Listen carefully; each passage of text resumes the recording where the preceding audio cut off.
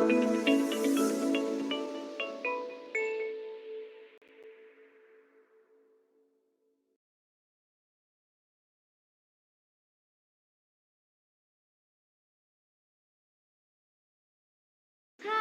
Hey! Kamusta? What's up mga kakam? Excited na ba kayo sa 2021 NSTW? Markahan nyo na ang inyong mga kalendaryo ngayong November 22 to 28, 2021. Magkita-kits tayo sa 2021 NSTW. Handog ng DOST. 2021 NSTW. And Science for the People.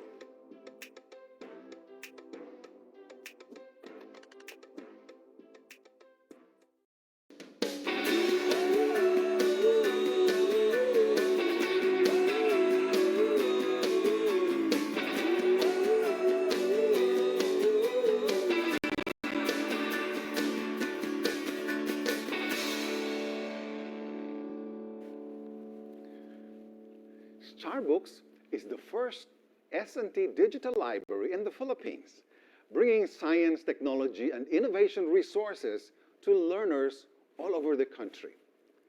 Many of the materials here in this library are inside this Starbucks pod.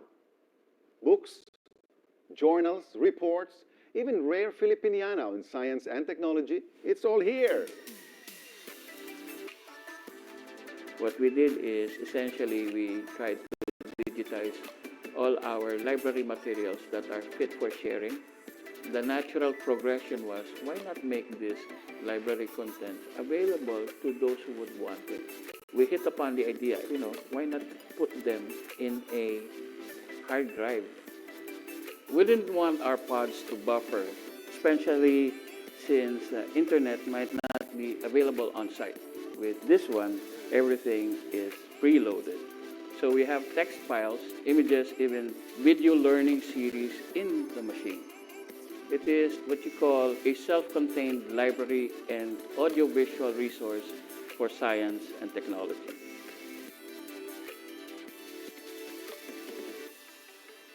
We are absolutely inspired by how communities welcomed Starbucks. We felt the need to scale things up, but we couldn't possibly keep up with the demand for Starbucks by ourselves. Private agencies, NGOs, and our government partners readily gave their resources and commitment in literally bringing science to the people. So nakita po namin doon na walang-wala, only 3 teachers, and then wala din masyadong resource materials. Prone to hazard mga lugar na yon. So kapag na-devastate sila ng isang typhoon na malakas, so nababawasan talaga yung mga references nila kasi nasisira yung school or yung library. Sa Albarca, Basilan, kilalang kota siya ng Abu Sayyaf. Doon ko na-experience yung nagde-deploy ka na natatakot ka rin. We donated our e-learning content to public schools. One is through Starbucks. We had a common ground because we have the content, they have the platform. We have to bring pod, bangka. Yung unang design pa ng pod was cement. Yung base, sobrang bigat nung pod. Pagdating doon, yung in-invite doon sa school was not only faculty, hindi lang students, but also yung mga parents. Nakikita mo yung tuwa nila. Actually, yung head teacher sila is very emotional eh. Halos maiyak talaga yung mga principal, mga teachers. Mas malaking bagay pa rin talaga na kahit walang internet, meron silang isang mapupuntahan na alam nilang puro science related yung maso-search nila. Hindi na sila nahihirapan sa paghahanap ng reference nila sa nandyan na kay Starbucks. So with this readily available at their fingertips, mga ready-to-use e-lessons, e-quizzes, even videos from DOST Starbucks, ang laking bagay na to really make engaging materials para lalong ganahan ang mga batang mag-aral. Accessible for all ages nga eh. Even parents, kaya nakakatuwa. Dahil sa Starbucks, Umangat yung kalidad ng kanilang pagtuturo.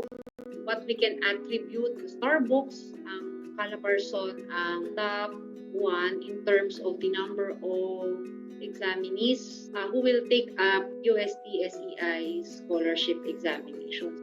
Yung mga agtag group hanggang elementary level lang, hindi sila nakakapag-attend ng high school nila. After 2 years, nagkaroon ng student nila na pumasok hanggang high school, hanggang senior level.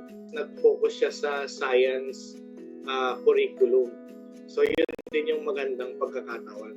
Dahil sa magkaalaman sa siyensya, siguro maiwasan yung kaguluhan. Education is a pathway to peace and development.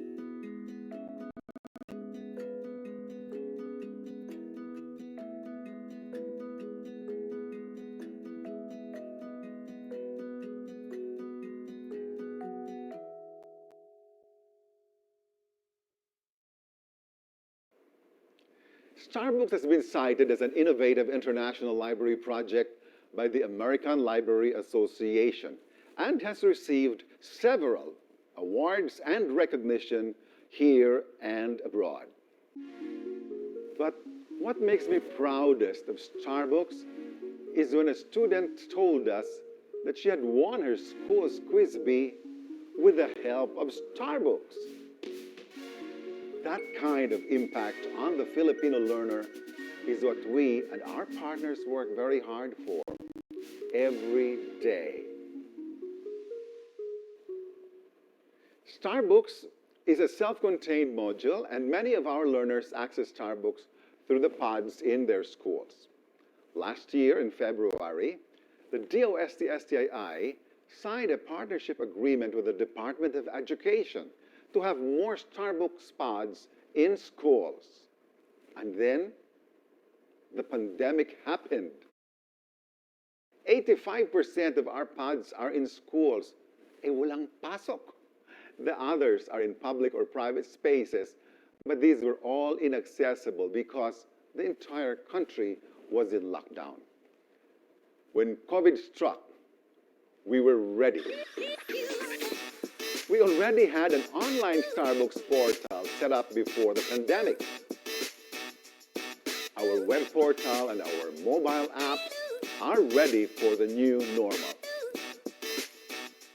For our 10th anniversary, we are excited to launch a new Starbucks mobile app. We gamified the learning experience. It's fun, educational, and of course, it's free. Wherever the Filipino learner is, at school,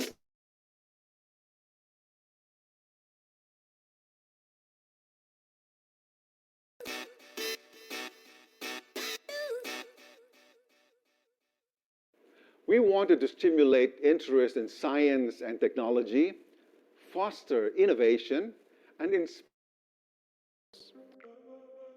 Today, there are 5,127 Starbucks pods in all regions in the Philippines. With the intensified presence of Starbucks on the internet, the continuing commitment of our partners, and the dedicated service of the people of DOST-STII, we are more than ready to take on the next 10 years.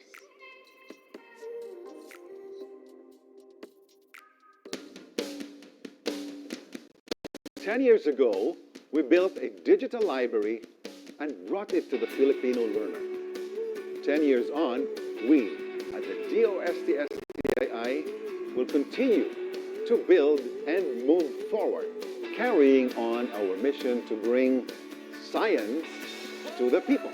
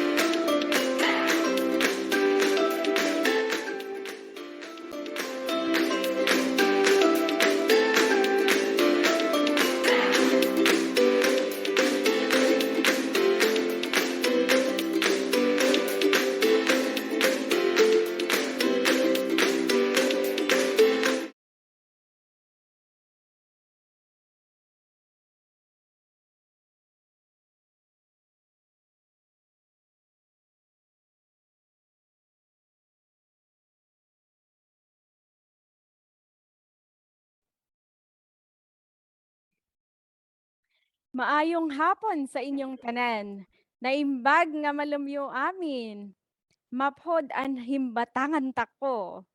Ayan, sa ating mga nagbabalik na participants via Zoom and Facebook Live, maraming salamat po sa patuloy ninyong pakikisama sa amin.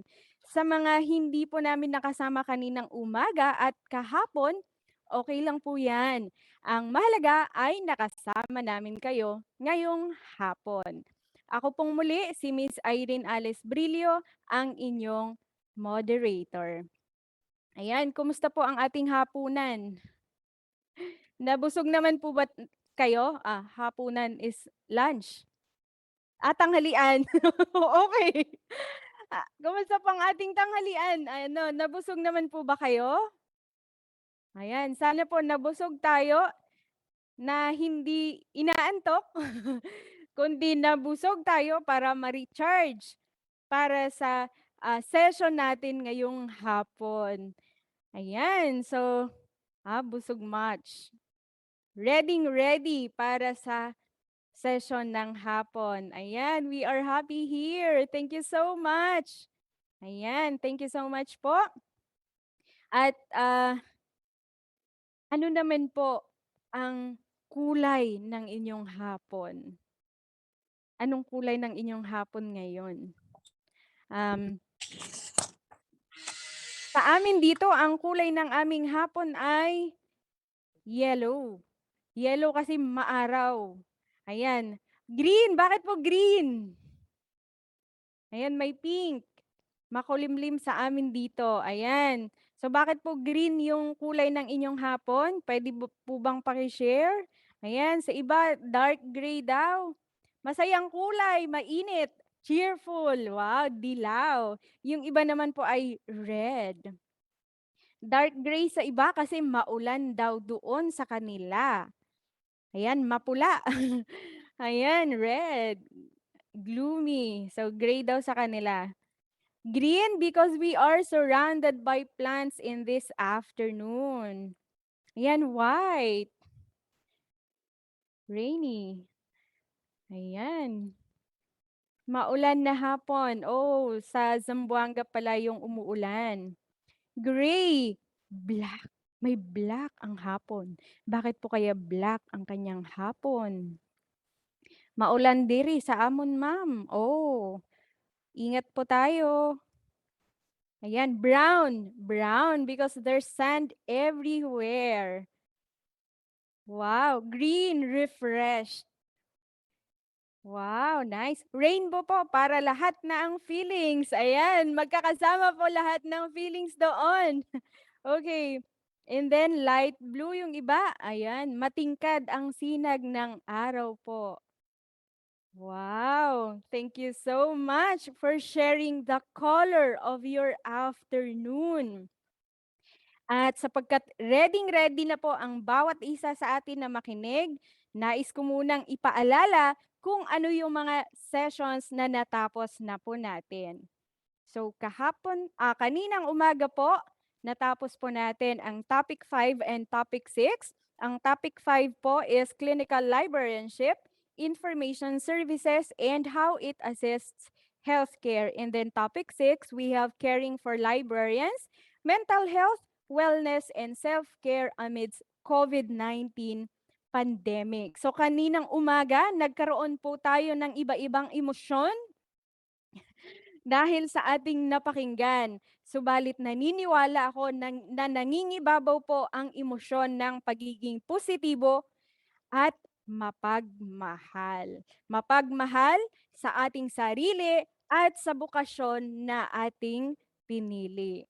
Ayun, so ngayong hapon ay magkakaroon naman po tayo ng topic sa Gender Sensitivity and God Perspective. This is an introduction for librarians. At bago po tayo magpunta dyan, ay make sure na naka-fill out na po kayo ng ating attendance. Ayan, ito po ang attendance link for this afternoon.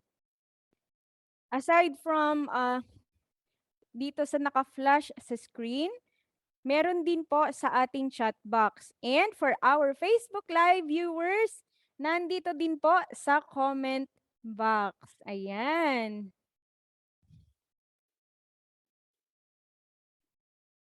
Okay, and habang ang iba ay sumasagot ng ating attendance link, babasahin ko lang po ang pagbati ng ating mga Facebook Live viewers.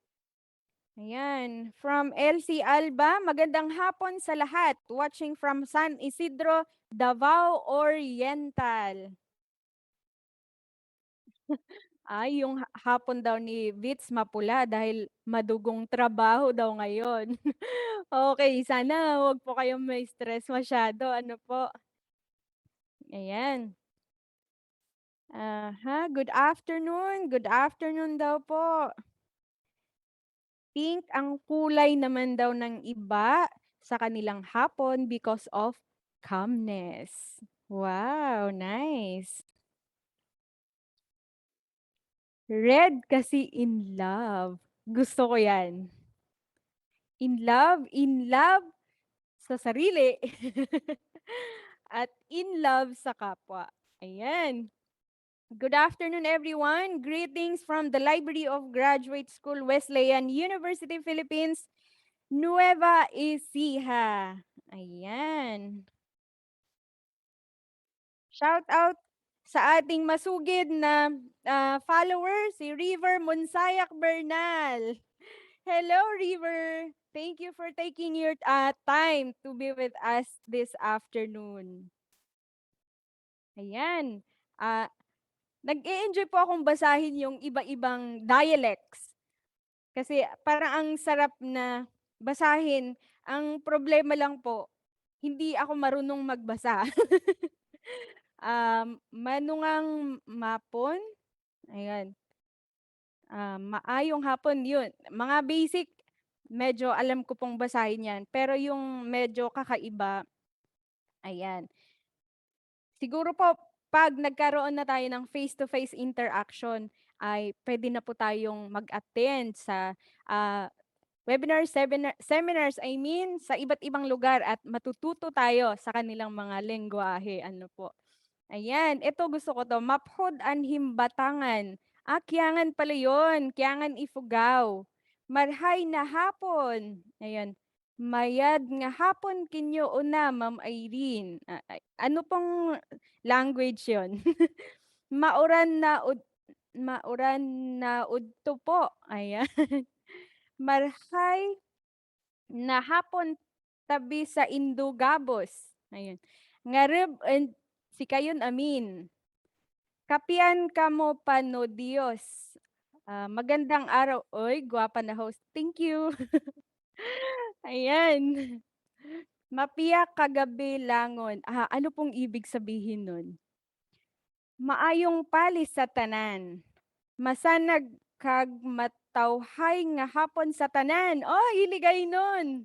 Ayan, naimbagal daw tayo amin. Tay tati talagang amok.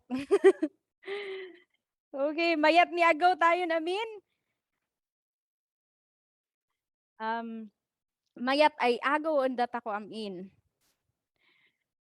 Giempa gindaw maayong adlaw subanen from Zamboanga del Sur. Ayan. Mauran means maulan, waray-waray dialect. O, di ba? Ayan, so buhay na po ba tayo? Wala na po bang inaantok? Ayan, at kung buhay na po tayo, ay magsisimula na po tayo sa ating afternoon session. May now call on before that, ayan, bago natin makalimutan, narito po ang ating house rules.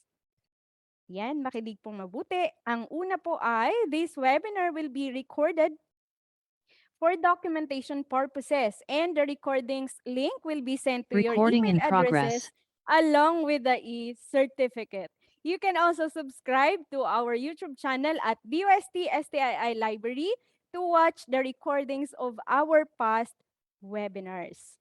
Next is, in asking your questions, you can use the Q&A chat box for our Zoom participants, or use the comment box for our FB Live participants. And then, DOST-STII Library will provide an e-certificate of participation to all participants who successfully submitted their accomplished attendance form and evaluation form from the 8th to the 10th of November 2021. The e-certificate of participation will be sent to the email address that you have provided in the evaluation form on or before the 30th of November 2021.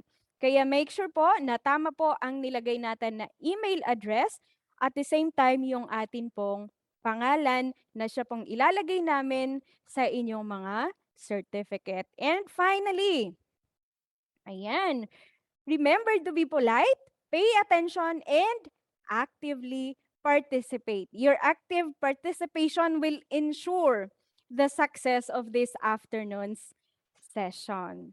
So right now, may now call on Ms. Linderlet M. Maglake to introduce our resource speaker. Thank you, Irene. Yan, and again, good afternoon, everyone. Feeling namin mukhang masarap po ang ulam nyo kaninang lunch dahil ang gaganda po at ang sisigla ng mga greetings nyo. At mukhang ready na tayong makinig sa ating speaker for this afternoon session. So now we go to Plenary 3, which is our commitment to gender and development, or GAD. Our speaker for this afternoon is the Supervising Science Research Specialist of GAD and Regional Support Service of the Department of Science and Technology. She is the Program Manager of the DOST Gender and Development Program. She was awarded as the Best Technical Advisor Provider in the PCW Great Women Project 1 in 2012. She is a member of the Philippine Commission on Women National GAD Resource Program, Batch 1, and to discuss gender sensitivity and GAD perspective as an introduction to for librarians, let us all welcome Ms. Maria P. B. Singson. Hello, ma'am. Good afternoon po. Good afternoon, Ms. Linder. Good afternoon to all participants here in Zoom and in Facebook. It's my pleasure to join you, and I thank the DOST-STII for conducting this activity because this is our response to the implementation of the Magna Carta of Women and also for gender mainstreaming, wherein we need to capacitate our clients. And for STII, you are your clients, so we are thankful for the librarians who are here, be it in public or private library all over the Philippines. We thank you for giving your time, and I hope you will learn something today. And it is exciting to know that with the development of new technologies and the computer, internet, I still believe that libraries are relevant despite the presence of so many technologies that we have right now. And these are actually complementary, since the basic purpose of the libraries is for the public to have access over the truth and knowledge and development. So still you are relevant, okay? It's a matter of making your service exciting or appealable to the public, na hindi lang sila magdepende sa kanilang mga gadgets, but they can as well physically come to your library and enjoy the many books that you have and materials. Okay, so may I request the team of Ms. Linder to share my presentation.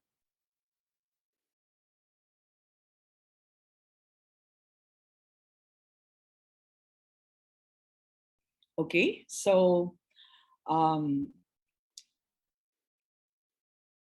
next slide. The topic that I'm going to talk this afternoon is about the three famous words that we use when asking questions. So, what is God or gender development? And it talks about the foundational concepts. So you'll begin with sex and gender, and then socialization of power or discrimination, and manifestations of gender bias. Then after knowing what is God, we need to know why do we have to implement God. So talks about the essential instrumentalities. So we have to comply with certain requirements, we have to commit to principles, and we have an obligation to development as primary or duty bearers, okay? And then the next question is how to do God. It is the process. And now we'll give you a picture of what is gender mainstreaming. Okay, next slide. Before we begin the lecture, I was asking Ms. Linder on the participants, how many are we? Because it has a bearing on the gender issues confronting librarians, okay? Maybe you said, there's no gender issue among librarians or in the library. But we know that a gender issue, when you say an issue, it has a problem. And when we talk about gender and development, it talks about the problem of men and women because of society's definition of the masculine and the feminine roles, rights, and capacities. And we can also always see data. So I cannot find the exact data in our country, in the Philippines, ano pang search ko. Wala talagang data makita on number of men and women librarians. So I'll just have to go with the registration. I'd like to know how many are men and women. So as per data given by Ms. Lender, okay, as of November 5, that was Friday, so we have at least 85% female and 14.2 male. Okay, next slide. And pertaining to the next data on coming from private or the public or academe unemployment. So it is notable that most of the participants come from public libraries. Okay, we have 59.5%. And then the third data provided to me has to do with how many are librarians, and then how many are teacher or professor and student. So based on the data, 57.5% are librarians and followed by teacher or professor. That's 28.9%. Now, why this is very important? Because now we can see the gap between the number of male and female librarians, okay? And then in terms of the next slide of highest educational attainment, most 65% bachelor's degree. Okay, then next slide. That is the highest educational attainment, okay? And followed by the master's degree and doctoral. Okay, now I know that we have the next slide. The Professional Regulation Commission of Board of Librarians issued resolution number 6, series of 2006. And it has to do with the Code of Ethics for Librarians. And in number 4, it states that librarians with the clients and or other users of their professional services. 4.3, librarians shall render impartial service to all library users regardless of their race, beliefs, age, gender, or social status. So the the Code of Ethics provides that there should be ano po, no distinction, like it has to be impartial, okay? So nandun na po si gender, nakita na natin. Now, ang tanong ko ngayon, how as librarians, how do we understand gender in terms of your work? How can you say that you're a gender-sensitive librarian, or your library is gender responsive to the needs of your clients, boys and girls, and men and women? Okay, so yun. And also, I came across with the next slide on the status of public libraries and librarianship. Research report conducted in 2018 by the National Library of the Philippines. So I was delighted to see this report, because somehow I got a data that will now be part, or I can base my presentation pertaining the explanation of gender and development. So the National Library of the Philippines, thank God that they continue to improve their research and development and monitor the evaluation program regarding the library operations. No? And we know that majority of public libraries surveyed in the country are found the data in the municipalities 50%, barangays 21%, cities 19%, and province says is 9%. So maraming na survey coming from the municipalities. Okay, and we have the findings. I'll just focus on a few findings. Okay, next slide. First one, that most of the librarians, officers in charge, and library staff are women. That is 84%, and men account only for 15%. Okay, can you imagine? So, ang layo, no? Now, I would like to share in a study conducted by Patricia Mars in 2018 as well on gender demographics and perception in librarianship. The author, Patricia Mars, contends that feminization of the library field based on both the actual female majority and the unfortunate stereotypes affected the salaries and career potential of women librarians in America since the 19th century. So this was conducted in America. Such process also had effects of limiting gender diversity in librarianship. Nevertheless, the situation which women dominated allowed them to engage with library missions and influence the direction of future libraries. Librarianship became a field where women are the driving force or workforce. However, social habits limit female advancement in the workplace, as women were viewed, take note, as gentle caretakers, excellent in nurturing librarian roles, but unfit for management. Can you imagine? That's very, I won't accept that. Grabe naman. And then women were not frequently given leadership roles or empowered within the system. Instead, librarianship developed the unpleasant stereotype of being woman's work, and additional stereotypes emerged as well, painting female librarians as dull, strict spinsters. Grabe, unmarried women dapat ito eh. You cannot say spinsters, that is demeaning. So dapat nakalagay unmarried women.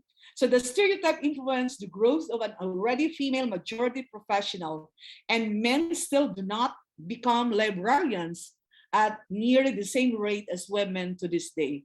So yan ang isang so na feminization. Women's work daw ang library, and ang mga lalaki daw, sabi, will only come that another major stereotype associated with male librarians is that they select the profession only because they are incapable of thriving in more typically masculine careers. Diba? Very ano siya, very bias siya, diba? Okay? So yung ano na may panghuhugutan itong ating gender. So that is the result of that study. But in the focus group discussion of the status of Philippine public libraries and librarianship, the report, there was a focus group discussion. It says that representatives from the public libraries and the National Library of the Philippines staff say that professions and the work which require nurturing, care, patience with work details, and in dealing with clients tend to appeal more to women. Okay, pang babae. Okay, that's the result of the FGD. Okay, next slide. Another findings. Okay, I like this one. So it was stated that application of gender mainstreaming policies may be found beneficial to ensure that gender balance is achieved. Kasi po, the end goal of gender mainstreaming is gender equality. So there must be a reduction of gender gap between the number of male librarians as against the female librarians, the men and the women. So we got to reduce. Can you imagine 84 as against 15? Okay, next. The library services provided by many of the public libraries include children's services, that's 70%, PWD services, 39%, ICT services, 30%. There were other services which include senior citizens, Child's Corner, community outreach, pero merong GAD service, AVR, audiovisual room, literacy training, indigenous people, rehabilitation, home for the aged, and tech for ed of the ICT. See? So, ano ang kanilang study? It validates na talagang yung library makaramihan mga babae. And if you browse the net, most of the pictures that we see in terms of librarians, babae talaga ang nakikita mo. Because that's how it is perceived, no? Naka-stereotype. Okay, so now let's go to the next slide. So isa pang dito. Another finding. It may be helpful for the National Library of the Philippines to consider applying gender development or GAD approaches such as gender sensitivity, attainment of gender balance, and gender mainstreaming in the workplace. The public libraries can benefit from the GAD policies of the government in budget planning for programs and projects that require at least 5% of the government's agency's budget based on RA 10964 and RA 9710, which is the Magna Carta movement. So my recommendation doon sa report or sa study na yun, that they can use the NLP to apply gender and development. Kasi in the entire bureaucracy, we are expected to implement our GAD program. And then to validate, to assess whether we're doing well, there's a tool by the Philippine Commission on Women, which is the Gender Mainstreaming Evaluation Framework. And there are 93 descriptors, and one of those is about conducting GST for our clients. That's why we are here today with STII capacitating their clients. So in a way, we help NLP in this manner because we are capacitating, we are giving you the concepts, make you understand the basic concepts of gender and development. So we will begin with understanding what are these concepts, and then why do we have to apply GAD, and then later on how to do it. Okay, so yeah. Okay, so next slide is about the gender and development program on foundational concepts, and we will start with a question. The next slide, kindly type on type in the chat box, the next slide.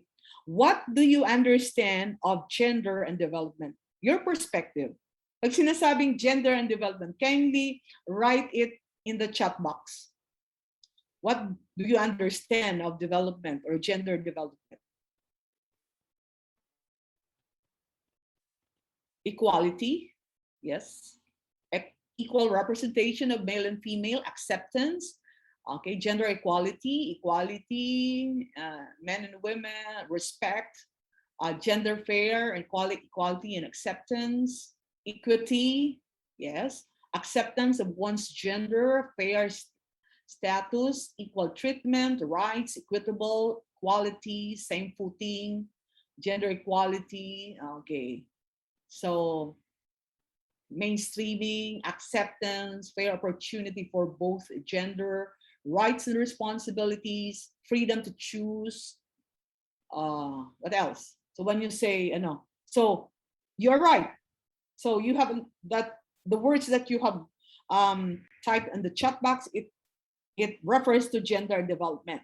So development, the essence of gender and development. So we have here a development that has a perspective coming from with God in perspective. So ngayon, let's go to the next slide. Let's define gender and development from the Magna Carta of Women, okay? Because making the bureaucracy work for women's empowerment and gender equality is a continuing and challenging task that the government is committed to pursue. So this was adopted in the 1990s, and the gender mainstreaming strategy was implemented by the Philippine Commission on Women, but their name before was the National Commission on the Role of Filipino Women. Now, it was changed during upon the passage of the Magna Carta of Women. So, the NCRFW or PCW, they have the tall order, the mandate to sensitize government institutions and transform them into active and proactive agents towards the goal of gender mainstreaming, of gender equality and women's empowerment. Because they are the national machinery for gender equality and women's empowerment. Okay, now towards this end, much effort have been done to or devoted to provide GST. And the beauty of this pandemic, because we cannot go out, so we have so many webinars on gender sensitivity and orientation on the basic God concept. So parang ano na eh, I know that some of you have already attended the GST, but I tell you, it's not ano po, hindi po siya madaling maintindihan. I tell you, the theory that we have understood, this concept, must be translated into results. Yung makikita ba, implemented siya. So these are theory that needed to be shown. May makikita ka when you say there's equality, okay? So, yun po. Now, based on the Magna Carta of Women, it says that gender and development is a development perspective that is what? That is perspective in a process that is participatory, empowering, equitable, sustainable, free from violence, respectful of human rights, actualization of human potential. If you notice, most of your answers are fall under the definition of this gender and development in the Magna Carta of Women. Okay, now how we see or view development. So all government agencies, what we do is always for development of our country. So none in the budget, there's none in the budget that is not for development. And how do we see it from the perspective of God? We must ensure that development benefit all people, men and women, boys and girls, young or old, and educated or not, and other intersectionality. So there is always a gender concern. Okay. Now, if you see that gender is important in development initiatives or agenda, this should be included in the process. It should be given importance. We should consider that there are differential needs of men and women. Hindi po talaga siya pareho. Okay. And we can see it with the data provided a while ago, nakikita nyo. So we need to use a gender lens. So gender lens, just like what I am wearing. So if you wear a pair of glasses, then you will understand how difficult it is to see things without this pair of glasses. So we can see signs, even the road signs in the makikita natin, or the words in the book, the computer, if we have our glasses. Now, if we don't use it, it might be invisible. So think of that situation like looking into the world without a gender lens. Ganun, it will be difficult. Okay, so we live in a world where the default settings have been set for heteronormative men and for heteronormative men. So the default gender-related assumptions that underlie our thinking are likely to remain invisible or blurry, or without realizing it, unless we bring them to attention, question them specifically, and look objectively at precisely what lies before us. So it is not just men who have blurry vision when it comes to gender. It means both men and women. So using a gender lens when analyzing, planning, making decisions means carefully and deliberately examining all the implications of the work in terms of gender. So when you say participatory, there's a need for consultation. You have consulted your clients. You have given them opportunity to participate at the design stage. Okay, nagtatanong ka. You are conducting FGD, fora, and meeting dialogues in order to get their input. It's not enough to gather them for the purposes of compliance, because there's a requirement in the Harmonized Gender and Development Guidelines for a gender responsive program that you need to consult. So it's not enough that you need to consult. There must be a substantive input from our clients. Ano pong sinasabi nila? And what they have shared should be included in the design of the program that we are going to give to them as an intervention. So it is very important na they have given an input in the planning or the proposed activity or program that you're going to conduct.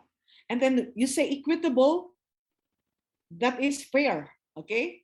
Sustainable, capable of being endured. And then we have free from violence. We know that violence is an unproductive activity in the development process. And then respectful of human rights, these are all interconnected. And then actualization of human potentials, because there is an intrinsic potential inside of us that we must develop to the fullest in order to be happy and or enjoy a full and satisfying life. Okay, so that's the first definition of gender development. Another definition that we can get also on the next slide, it means that there is what? A desire to achieve gender equality as a fundamental value that should be reflected in development choices. So tungtungan siya, not add-on, yung tinatawag natin na gender equality. It will become stable matatag if gender is part of the development process. So there's really a need to continually promote gender equality and provide better understanding of the roles women play in advancing all spheres of life, from politics to business, education, and sports. So also, it contends that women are active agents of development. Do not just show them as victims, like women need to be supported because they have to escape poverty, parang ganon. We have to, in promoting gender responsive communication, we should not show that a woman is a victim, but that woman was able to rise above the situation and her potential, ano ang kanyang magagawa. So he will no, or she will no longer be a passive, but actively participating in the development with the men also in the area. Okay, so sa lahat ng ating programa, in all our programs and projects, we need to include gender, because gender equality is a principle of proactive nature requiring positive measures by the state, and tayo as duty bearers,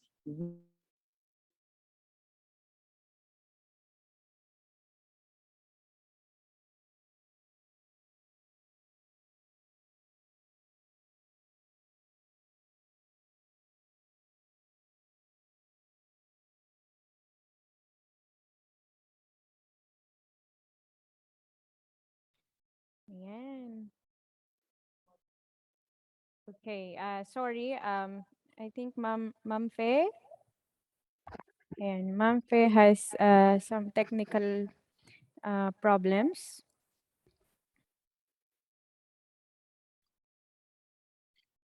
Ayan. Anyway, while waiting for Ma'am Fe to come back, you can check po the settings of your Zoom, yung My View po, so that pwede nyo pong i-minimize po yung nakikita nyo po ng mga participants. Pwede pong i-minimize yun para hindi nyo po nakikita yung ibang video.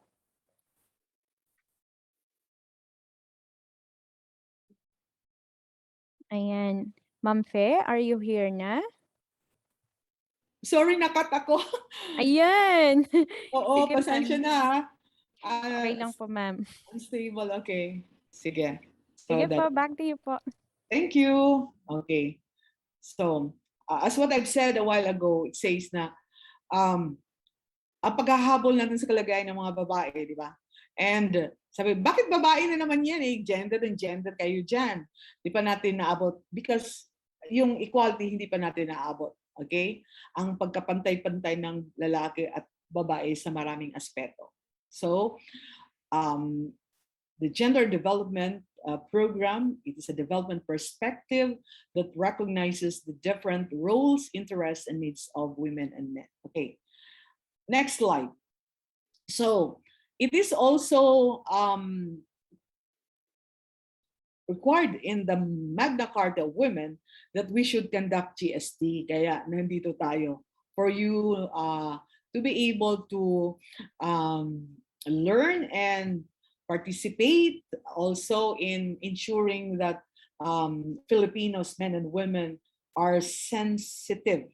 They are already sensitized to the concepts of men and women, of gender, yung perspective of what they understand of the basic God concepts. Okay, so we will, the next slide. Let's have a short activity. Right on the chat box. We'll begin with what is your what can you say about the traits, characteristics, and roles of men? If you are asked about the traits, characteristics, and roles of men, ano po ang nasa isip niyo? What's your perception of traits, characteristics, and roles of men? Let me see. So we have bossy, men provider. Okay, what else? Head of the family, firm, strong. Okay. Head of the family, demanding. Oh, demanding. Ano pa? Leader, masculine, patriarchal, partners. Ano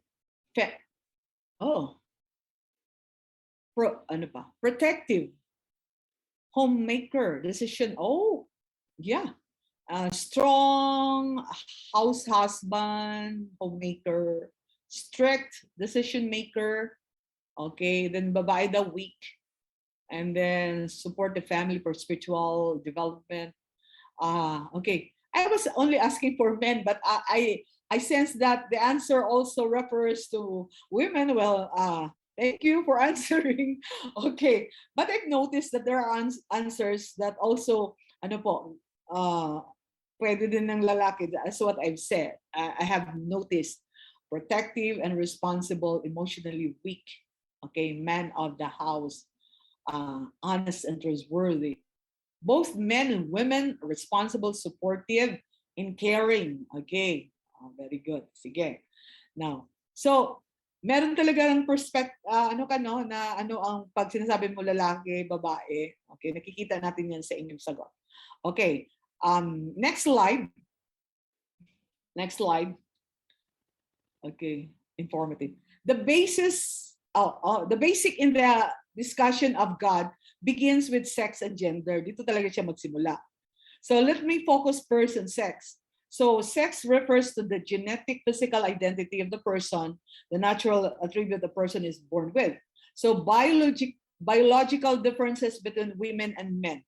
And from the perspective of the Western theory of biology, the body is composed of many systems. So we have respiratory, digestive, circulatory, nervous, skeletal, muscular, so on and so forth. So almost all the same and similar except one system, and that is the reproductive system. So in terms of the body, we are more similar than different. But the difference in the reproductive system will have an impact in the concept of gender, as well as we will discuss later. So no difference pertaining to digestive system. So pwede po ang babae mag-extra rice. Di po bawal, pero may mga tao nag-iisip pag ang babae kumakain ng additional rice, sabihin na para kang construction worker kumain. Or para kang lalaki kung kumain. Para bang ang pagkain ay may panglalaki at may pangbabae. Okay? So magkaroon po ng problem ng gender at hindi po siya biological. Okay? So, yan. So, sex, biological difference, we know that male, a sperm donor, female, capacity to bear a child, and also permanent po siya. As of 2017, the global movement for gender equality has not incorporated the proposition of genders besides women and men or gender identities outside of the gender binary. So pag data, lang talaga, data ng lalaki at babae. Although we will consider other marginalized groups like LGBT, the fisher folks, mga ganun.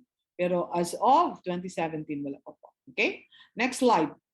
So we can see here the biological talaga ang sex na characteristics, universal, permanent, equally valued, and equally important. And it says here that they may differ in size or color, but the function is the same. Okay? Now, it's different with the next slide on gender. Magkaiba na po siya. Okay? Because gender is socially and culturally constructed. Okay? Socially and culturally constructed. The differences between women and men that is socially determined. So socially and culturally constructed, pero meron din itong social and psychological construct. Meaning society is telling us what ano ang pagiging babae or pagiging lalaki, at it involves the social relations between women and men, and this is the basis of power. So, social relation, usapin ng ugnayan ng pagkatao, pwedeng physical or relation or social relation. So, marinig natin na excuse na sex lang yan, hindi umabot sa usaping gender, doon lang sa biological or physical. So, the relationship between women and men, girls and boys, pinag-uusapan dito, paano mag-usap bilang lalaki or bilang babae, at paano kinakausap ang lalaki or babae. So yun po dito sa gender. So further, next slide, it talks about the roles, activities. When you say roles, assigned by society to males and females. So when you say productive role, lalaki, so they have to go out and look for a job, support the family. Ang babae, reproductive role, she has to take care of the kid, take care of the home, kasi somebody went out to look for a job. Okay. So activities deemed by society as appropriate for males and females. So, ano po ba ang para sa lalaki? Yung mga mabibigat, di ba? Yung like dati, naka-stereotype na military, pang lalaki lang. Kasi that's what society tells us. Yung mga, when it comes to nursing, mga sa education, ano sila, yung para pang, yung related to the nurturing and caring ng mother, doon yung activities ng pambabae. And behavior, it is the expectation in society of behavior of male and female. So gender, and when you say ano natin sa roles, these are learned behaviors in a given society in gender roles that condition activities, tasks, or responsibilities perceived as male or female. And yun ang may dictate si society, the culture of how you behave if you're a man or a woman. And there, in the next slide, ano yung differences ng sex and gender, okay? So I'll just be quick. Gender is socially and culturally constructed, is what I've said. Whereas sex is a biological fact. Gender is created, produced, reproduced, and maintained by social institution. Sex is what? Natural attribute a person is born with. So there are social institutions that maintain sa may mga culture nila, iba yung kultura. Like for example, ibang kultura ng mga Japanese. When they walk, a couple, ang lalaki na una, ang babae na sa likod, di ba? And also here in our country, ang iba-iba yung mga mga ating people group, like iba yung mga Bisaya, iba yung kanilang mga kultura na yun ay may sa gender perspective din. Okay. Also, it is acquired, learned, and can be unlearned. But sex is natural, it's born, it's fixed. You might ask, what about those magpa-sex change? Ibang usapan na yan dahil it involves his or her choice, di ba? Ano na po. Pero yung may mga pagdaanan yan in terms of legality, so magpa-change pa siya ng kanyang sa kanyang sex doon, kung from male to female, mga ganun. So mahabang din yan. But that person has every right because that is his choice. Okay? So pwedeng ganun. Next slide. Gender characteristics are not universal. They differ from society to society, whereas sex characteristics are universal. So wherever you are, if you're born male ka talaga, or female, then unless you'll have a sex change. Then gender characteristics are marked by inequality because by reason that you're a woman or you're a man, you are precluded from engaging in that productive activity because it is solely for men. Parang ganun, in terms of the policy issue that will prevent you from engaging dahil nga may na-issue. So you cannot join dahil makikita natin yung inequality. Go back to development is about your capacity to enjoy a full and satisfying life. And then when you are precluded from doing so meron ano dyan, inequality, which is the focus of gender development to remove the inequality and discrimination. Sex characteristics is equally valued and equally important. Yan. For reproduction, alam natin po yun, no? And also for gender, it uses the term masculine or feminine, whereas sex uses the term like male or female. Okay, another difference that we can see, next slide, next slide po.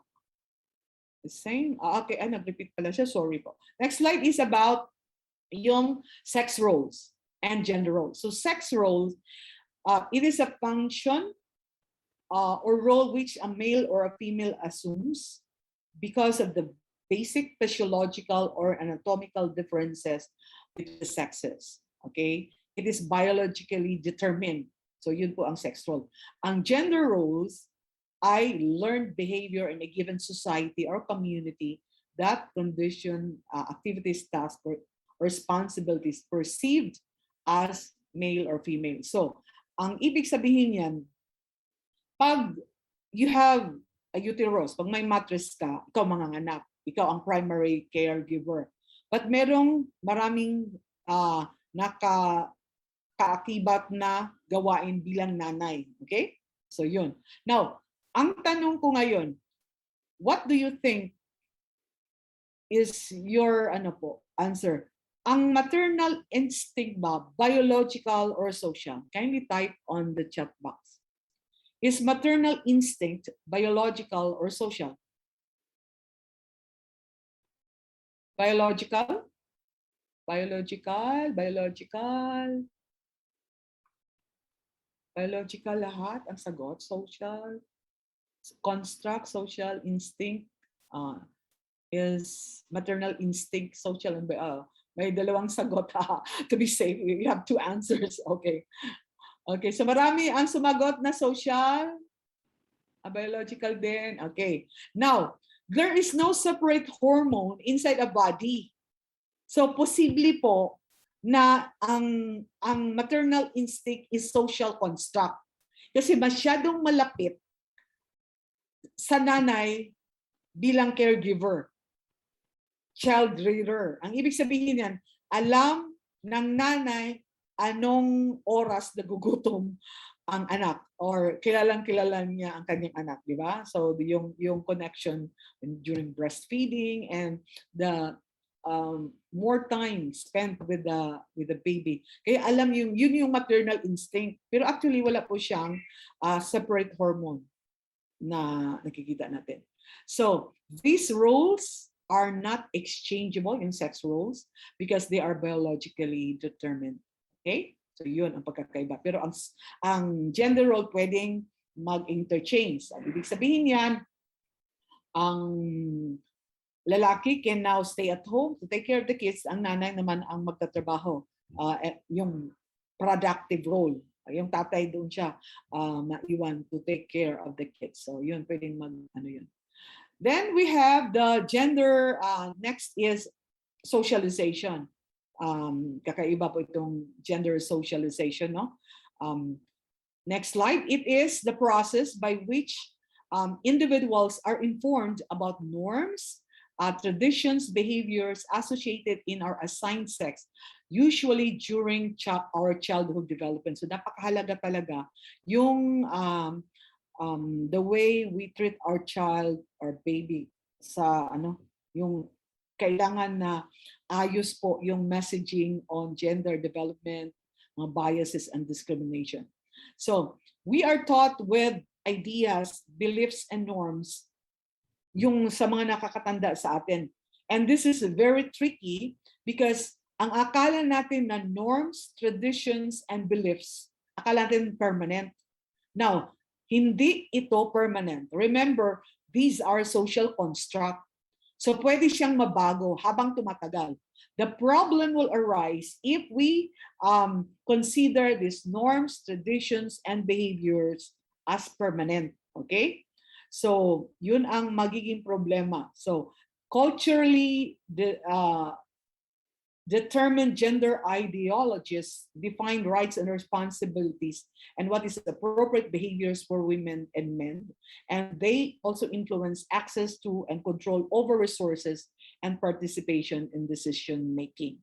So these gender ideologies often reinforce male power and the idea of women's inferiority.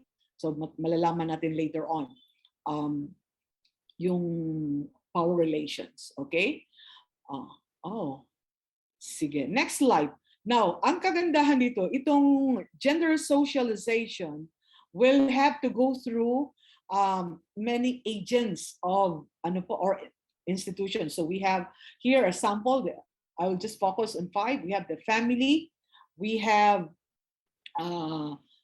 the school, and then we have the church, and we have media and the laws. Okay, so this is a lifelong process in gender socialization. So the beliefs about gender that we acquire in childhood can affect us throughout our lives. So as adults, our beliefs about gender may grow more nuanced or flexible, but gender socialization still can affect our behavior, whether in school, workplace, or relationship.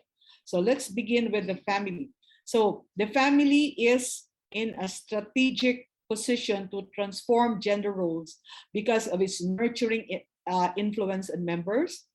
It must promote relationship guided by respect for the fundamental and equal rights of all members. So a family that is less than that gender fair handicap its member from realizing their potentials and aspirations. Okay, tingnan natin. What is manipulation? Manipulation means that people handle girls and boys differently as infants. So mother tend to use more physical stimulation on male infants and more verbal stimulation on female infants. So boy babies are tossed in the air, girl babies get more delicate handling. Yun po ang manipulation.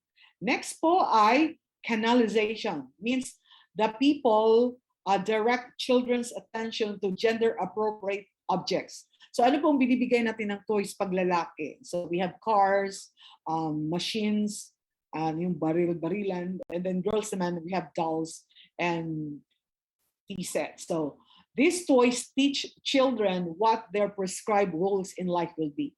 Now, have you noticed that when your child is attending a nursery or kindergarten school and they have this presentation at every graduation, what I would like to be when I grow up? O, tingnan niyo po, ang kanilang mga sagot, it might has an influence ito from parents, yun sa paano tinuturuan ng mga bata, and merong bearing doon ang mga laruan na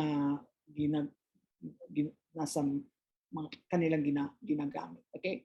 So yun, canalization.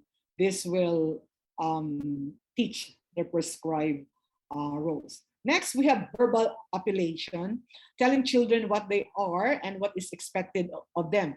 So brave boys, pretty girls, di ba? Ang ganda naman, ang lakas, ang maganda, di ba? So, lalaki, you don't need to cry. Babae, kailangan ganito ang behavior mo. Okay. And then we have activity exposure, familiarizing children to their gender-appropriate task. So, girls, saan ba sila naka-attach doon sa kanilang mga nanay? And the boys are encouraged to play outside the house. Oh, yan. So, yan po, activity exposure. Next, we'll go to education. So, in school, we have 3 curriculums. So, we have the formal curriculum, we have the hidden curriculum, and the absent curriculum.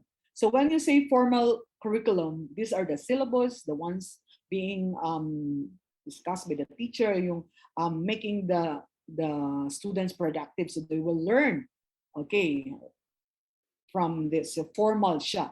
Intentional, this is given for the reason to capacitate the students. So kailangan siya lessons plan, mga syllabus, yun ang mga binibigay, diba? So formal curriculum. Now we also have a hidden curriculum. Now this hidden curriculum are practices and procedures resulting from decisions made when implementing the formal curriculum and intended outcomes that occur as the formal curriculum is implemented. So various aspects of learning contribute to the success of hidden curriculum. So paano itinuturo ang formal curriculum? Paano makipag-engage ang male or female teacher sa kanyang estudyante, boys or girls or male, female, and paano nagbibigay ng assignment ang teacher. So that's the hidden curriculum. So it gives rise to aspect of this hidden curriculum. Sources here are not these sources are but not limited to the social structures in the classroom, yung how the teacher exercises authority, rules governing the relationship between student and teacher. Okay, so yun po ang hidden curriculum. Next po ay tinatawag na absent curriculum. So the absent curriculum, those we do not teach. These are curricular aspects excluded either intentionally or unintentionally from classroom instructions that are appropriate to the formal curriculum. Okay? So hindi po siya tinuturo. Why? Because it might be that there's a mandate from higher authorities or because of too deeply ingrained assumptions and biases of the teacher. Okay, for example, yung nagtuturo ka ng bayani, pero ang bayani na ang tinuturo mo lang ay mga bayaning lalaki, walang bayaning babae. So in essence, you are telling them that there are no babaeng bayani, parang ganun. Okay? So yun po ang absent curriculum. Next, we have to take a look at the instructional language, yung use of generic words that we can see in the textbook of our children, no? So makikita natin yung word pa na fisherman, di ba? It should be hindi na dapat nakalagay doon because it is a stereotype, the use of stereotype languages. Okay. Another one is yung assignment, task given, yung paano disiplina ng teacher ang kanyang estudyante, lalaki. Magkaiba po ang disiplina ng lalaki kaysa babae. If you're a teacher, you are, alam niyo po yun, na ibang paano kinakausap. Medyo malakas ka doon sa lalaki, but sa mga babae, hindi. Magkaiba po siya. Also, yung mga materials na ginagamit, so there's really a need to review the materials used in teaching because these are all many books now are laden with bias, stereotype images, and even mga discriminatory images also. The church is what? Another agent of socialization. It sets the orientation of and direction of individuals and group actions, as well as sets the norms and standards of human behavior and lifestyle. So yung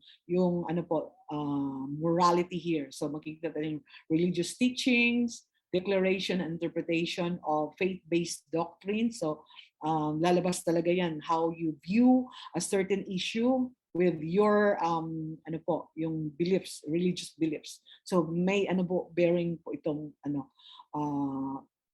yung process na ito. And institutional structures and symbols. So before, pag kinakasal yung mag-asawa ay na-pronounce you man and wife. Okay? Pero ngayon, ang sinasabi na, I will not pronounce you husband and wife. Okay? So, at least nabigyan ng na pantay yung husband and wife. So, there is yung value given now. Hindi katulad dati na man and wife. Okay? So, yun. Next is the media. So, we have another agent of socialization, very tricky, so many platforms. We have internet, the television, the radio, magazines, newspapers, TV, radio shows. So, saan lumalabas ang socialization?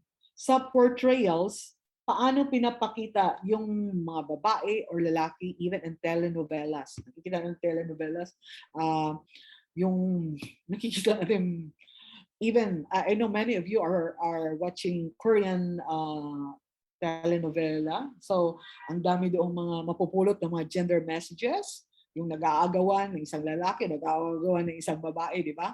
So, yun. Anong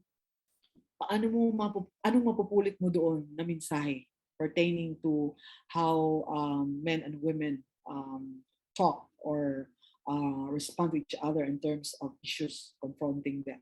So the cultural values that are transmitted by the media thereby shape the thinking patterns, values and interests and sense of identity to individuals, which causes individual to take in the information and assimilate it. Kaya nga siya agent of socialization. So tanong ko, why are women often the subject of mga advertisements pertaining to mga shampoos, mga ginagamit na sabon panlaba or sa bahay, di ba? Kadalasan dyan babae, no? Okay, so naka-stereotype siya. And also, mga advertisement. Remember, yung nakatikim ka na ba ng 15? Okay? And then sinagot naman yung advertisement na yun na nakatikim ka na ba ng 15? Ang sagot naman, nakatikim na sila, magugulat ka sa sarap. Parang ganun. So, hindi po siya, kasi it is demeaning in the sense na double meaning, no? And then demeaning sa mga kababaihan. And So, there are products for men, yet it uses women to capture their attention. Can you imagine? Products for men, but uses women to capture their attention. So yun po ang And then we also have video games that promote violence and negative stereotypes. And then the lyrics and music videos that promote negative stereotypes and violence. Okay. And next slide. Next slide. Ano po ay yung state. So alam natin yung state. We know that the state promoted gender stereotyping through the laws and policies, participation and representatives. Alam natin po yan. And we have so many laws that are that need to be reviewed so that the right gender perspective will be in place to support gender equality at wala na pong mga discriminatory laws against women or against men. Okay? Next po, I think I will just answer the questions later on. There are 4 participants that raised their hand. So because of time constraint, we'll just we'll just have the open forum mamaya na lang po, ha? Okay po ba? Just write your questions na lang po, and then we will try to answer that during the portion of open forum. Okay, so next slide is about the gender role socialization. You are done with the agents of socialization. So ngayon, paano po ang gender role socialization? So the tendencies, the society's tendency to assign roles, behaviors, characteristics, and expectations based on sex, with men being considered as the superior sex mainly because of their stronger physical characteristics and or productive role, result in unequal gender relations between women and men. So dito na po tayo because tinitingnan na dahil lalaki malakas, dahil they are into productive role, medyo may they have economic benefits kasi sila ang kumikita. So nagkaroon po ng unequal gender relations. Okay, next slide. Now, a while ago, we talk about roles and relations, socialization, and now we are going to include yung tinatawag natin na relation and socialization of power. So yung dito nakita niyo yung slide, there are 4 kinds of power. We have power over, power to, power with, and power within. So in gender, we have a social relations between women and men, and this is the basis for power. And pansinin ninyo, power is related to ability. So we have one's ability to dominate, that is power over. And then 2 is one's ability to act on his or her own. We have with one's ability to cooperate with others, and within, related to person's sense of self-worth. So, kakayahang gumawa. Okay? Now, ang kadalasan ginagamit is the power over, this power to dominate. Kaya itong power to dominate or power over is a negative power. It is an exploited power. And we haven't realized na meron pang 3 power na positive power. So this is about ability, this is about empowerment. We teach men and women about ability, skills, and how to use resources, how to work with people, how to recognize their capacities. So we need to remember this because in power relations, gender is a social concept. The power over is usually, yun po ang ginagamit, madalas na ginagamit. Like for example, pag-assign ng task ng babae ay caregiver, lalaki provider. Para bang ang provider ay mas mataas na klase kaysa caregiver because of the economic benefits. Naging bahagi sa power over people. Ang caregiving ay kasing halaga na providing, by the way, pareho lang po siya. Somewhere sa kasaysayan, yung pagiging provider dahil sa economic advantages, parang bahagi ng power over other people. So dito nagkaroon po ng problema. So na-exploit po itong power over. Okay. Now, next slide. So the society's tendency to assign roles. So dito nagkaroon ng pagkakount. So gender roles, expectations, and perceptions box women and men into situations that constrain their capacity to do and capacity to be, hindering in turn their potential to attain full and satisfying life. So nakabox. So ikahon mo, men should be strong, breadwinner, and babae caring and weak. So if we box women and men based on perceptions and preconceived ideas, we limit their potentials. So tayo as God practitioners, we need to unbox, we need to challenge the status quo. We need to implement some strategies. So tinatawag na equality, equity principles. Titingnan natin alin sa mga babae ang kailangang bigyan ng intervention para makasabay sa pag-unlad sa mga kababaihan. Inequality, equal, pagkapantay-pantay. So we know that men are partners in development. So if they take part, walang problema. Kasi ang God, we know it's both for women and men. So if women and men are boxed into situations, ang resulta niyan ay gender issue. Nagkaroon ng problema. And these gender issues are deterrents to development.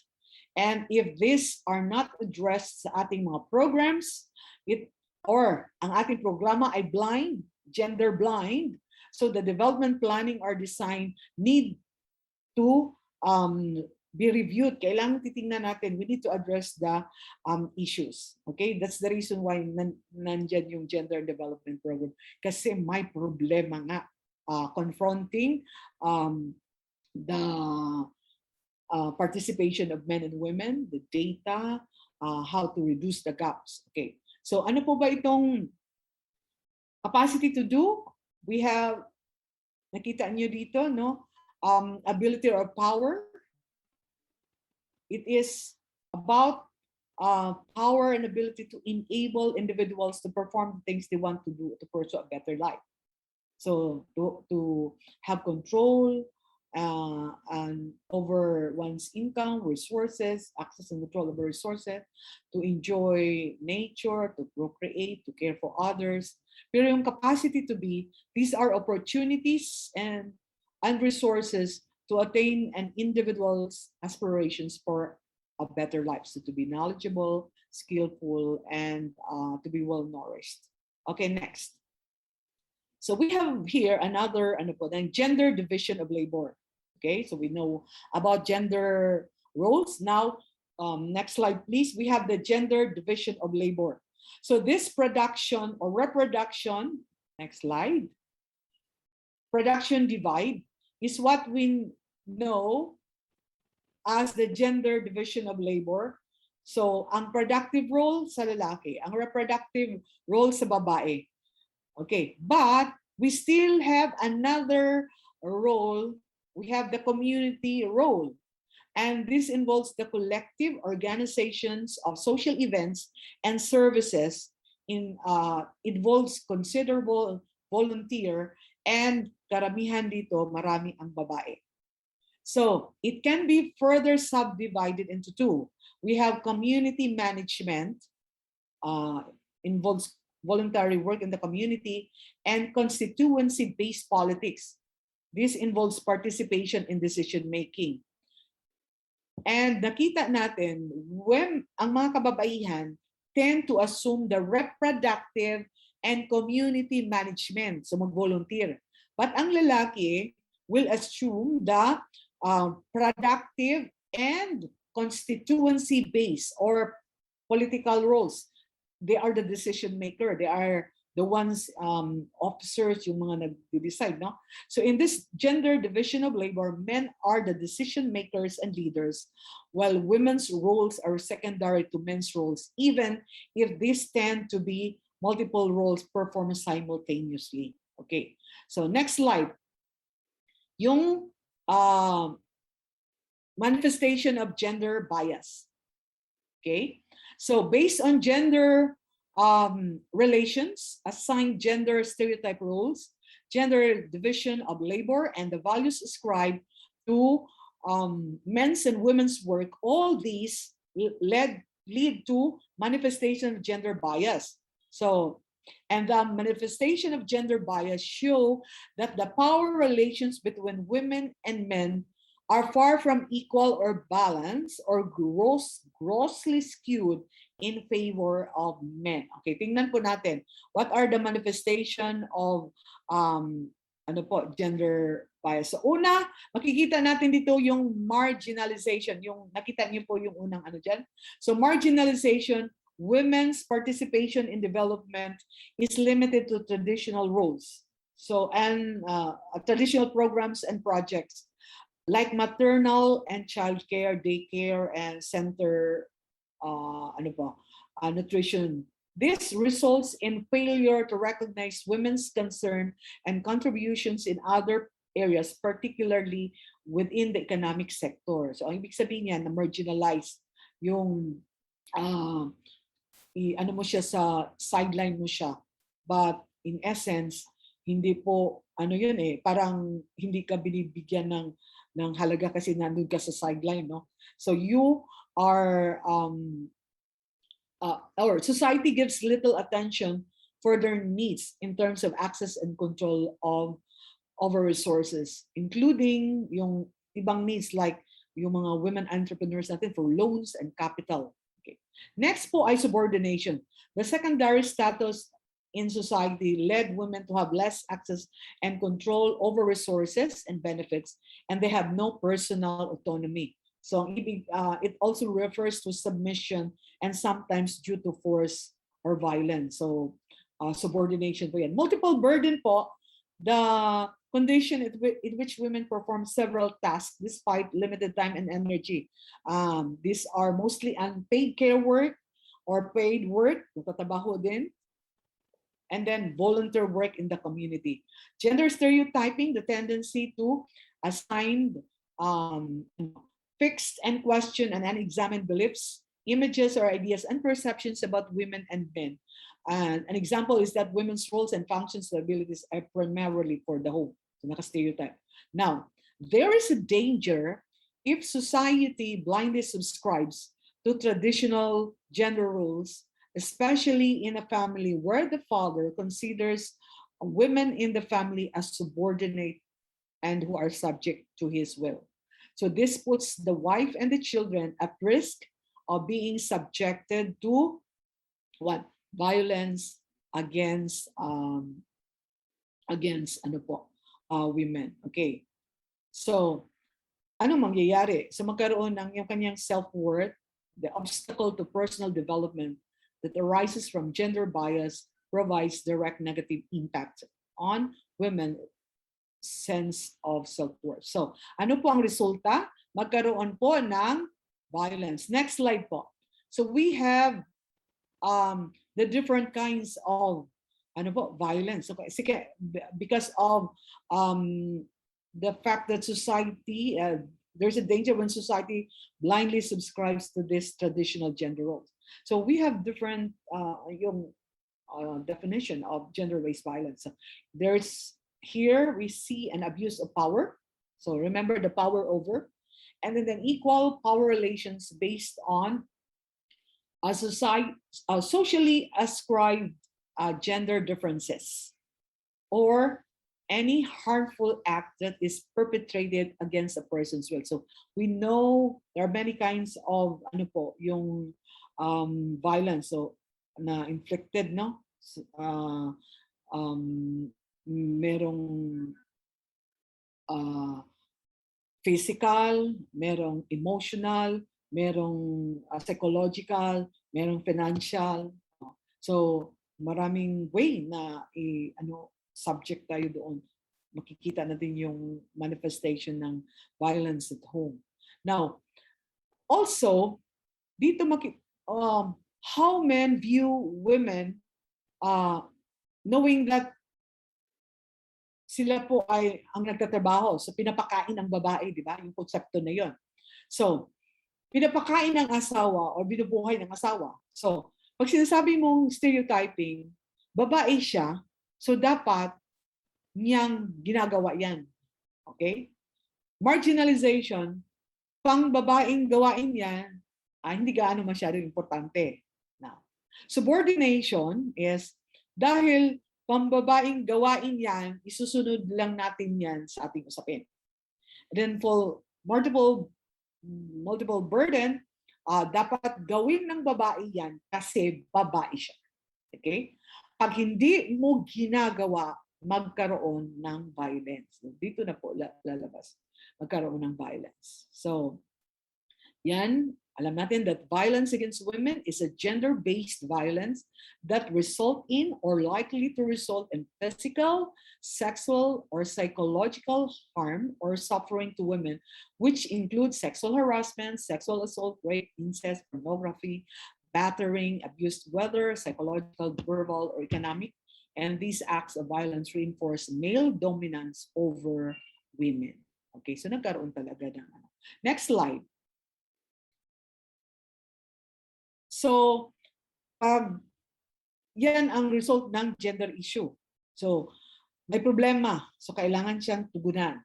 And also, the gender issue is the first column in our God plan. Why do we have to conduct that activity? It's an issue. It's a problem. So, and we know that gender issues are deterrents to development. So, problem siya dahil women and women and men experience because of the society's definition and expectations about feminine roles, rights, and capacities. Okay, what else? Next slide. Deterrence. So it is important to address them in the development planning. So maganda when you want to say you are a gender responsive agency, you are able, or your GAT focal point system is able to identify the gender issue. Ano ang problema? And lalagyan mo ngayon ng perspective no, naintindihan mo siya na problema siya. So when you are going to implement the program, you are going to integrate a gender perspective. May GAT elements. So that refers to the issues kailangan mo siyang tugunan. Kaya nga i-implement mo siya, di ba? So may problema at ang cause ng problem na yun is also identified. Bakit nagkaroon ng problema? Then you have an objective. What are you going to do with the problem? So I'm referring to the GAT plan. Ito po yung sinasagutan kasi sa GAT plan. So we have the objective and then your major final output. So ang ibig sabihin yan, we will not be doing things outside the mandate that we have as an agency. So ang mga activities natin, pag-identify ng issues, be it in the organization or in the clients, must be connected to the gender issue that we have identified.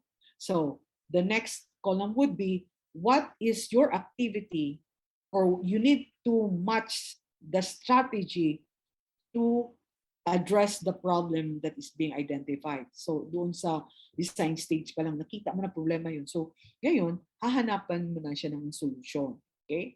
So yun po, isasama talaga siya. Okay, next slide. However, development work which does not take into account the needs, interests, and constraints of half of the population, referring to the women, risk major problems with implementation and sustainability. So if you are going to have a program or activity, and then in the design stage, hindi mo kinukonsulta ang mga kababaihan, you face the risk of major problems in terms of implementation and sustainability. Bakit mo hindi sinasama? They are included, no, kasama po sila doon sa ano. Okay. So next, so what is gender and development? Then it is a development perspective that recognizes the different roles, interests, and needs of women and men. So may differential needs ng men and women, hindi po pareho. Data will tell us. And then it is about recognizing that gender biases impede development, gender issues, deterrence development, they have to be addressed because the third one, gender development reflects a change in focus from women and their exclusion from development initiative to the relations of inequality between women and men. Okay? Kasi hindi naman nangangahulugan that you have addressed the needs of women ay okay na. Because you need to take a look at the inequality, and even sa bago mo ma-achieve yung equality, you need to take a look, are you being fair with that group of women or men sa kanilang pag-respond when they join together to participate in development. Hahanapin mo na ngayon ano po yung mga gap, yung mga gender gap. So it has to be identified, the relations of inequality between women and men. Okay. Having learned what is gender and development, we'll now go to what is not God. Okay, next slide. Ano po ba ang hindi God? God is not a war of the sexes. We are not fighting against mga babae, nakipag-away tayo sa mga lalaki. And it is not telling women to be like men or edge out men. Rather, it is telling women and men to expand their social space so that they can freely take on the role according to their individual capacities, not on the basis of sex. So capacity, yung kakayanan, okay? Partners talaga yung you allow men and women, allowing them to expand the social space. Next, God is not anti-male. He's not against men, but rather complementary po tayo to each other in terms of the productive, reproductive, and community activities. So, may mga families that ang mga babae ay allowed to work, but there are others na hindi pinapayagang magtrabaho. Kasayang naman, no? Ang ganda ng course na natapos, maganda yung kanyang performance during college, only to stay at home at hindi na naggamit yung kanyang natutunan, di ba? Para sa akin, parang sayang yung kanyang nakuha during college days na dapat na-share. But because sinabi na, husband, ako lang magtatrabaho kasi malaki ang trabaho niya. But for the part of the woman, sayang yung iba pa rin yung nagtatrabaho ka and then you enjoy, you participate in the development process. Yun ba, malalaman mo, wow, I took part in that project or di ba? Iba yung iba yung sense of satisfaction. So, yan, partner, complementary po, lalaki at babae. Next, God is not next slide, is not pitting women against men. It is making women and men actualize true roles. It is making women find their voices and letting them heard. So kailangan talagang mapakinggan mo yung side ng babae. Ano ba ang gusto nila? Okay? Or lalaki, ano ba ang gusto ng lalaki, di ba? Kasi fair na tayo, gender equality. So consultation is very important. Focus group discussion, surveys important for us to know the sides of men and women. Okay, to be able to actualize through roles. Okay, next slide. Because men and women are victims of stereotyping. The men, like women, have been victims of stereotyped roles that society expects of them. In reality, gender limits the potential of both men and women in terms of their capacity to do and capacity to be. So, naka-stereotype na lalaki talaga magtrabaho, di ba? Okay, di ba? So, yun. Din sa kanila yun eh. Yung other part na kailangan nilang magtrabaho, paano kung ang gusto niya ay doon lang sa bahay, di ba? So, may mga ganong, pareho po, lalaki at babae victims of stereotyping. Next, God is not a role reversal, but understanding relationship. It is not exhorting women to stop doing housework and find employment. It is making women realize that their work at home makes it possible for others to do paid work outside the home. Thus, God, or gender and development, is telling women and men their housework is shared responsibility of everyone, meaning the whole household. So God believes that each person has a role to play, and collectively they can reshape, or the lalaki at babae can reshape and redirect the development. So it's not a role reversal, but understanding relationship. Next slide. Because gender issues affect women and men differently. Hindi po pareho talaga. Iba po. Okay? So, let's just remember that gender is not role, God is not role reversal, but understanding relationship. So, kung sa inyong family, you have decided that it's the woman or the wife who will work, so be it. Kung gustong yun, basta, then the husband will take care of the kids. So, walang problema sa only because society, iba yung tingin pag ang lalaki na iwan sa bahay. But it's again perception. And kung sa akin lang, bakit ka makikinig sa sinasabi ng iba? It's your life, di ba? So how you, yung paano kayo mamuhay bilang family, what's important is you have understanding sino ang magtatrabaho. I have a friend who used to be part of DOST. She's also into gender development. Nakakatuwa po sa bahay nila. Ang kanyang husband ang nagbabantay ng kanilang anak, ng bottle feed, and then nag-alaga. Pero siya yung umaakyat sa bubong at kinukumpone yung mga butas doon. Okay? But there's nothing wrong with that, di ba? Kasi it's understanding relationship. Kung saan kayo masaya at nagkaintindihan kayo doon. So go, go, go. Parang ganun ba? And don't let others define or direct or decide for you. Kasi buhay niyo yun, di ba? So yun po ang gender. It's a choice. So as long as you will not be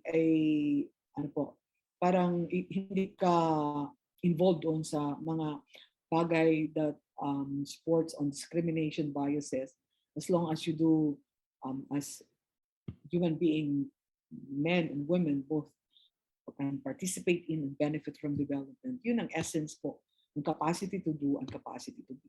Okay? Okay, so for this, what is God? We have to take a look at this video presentation.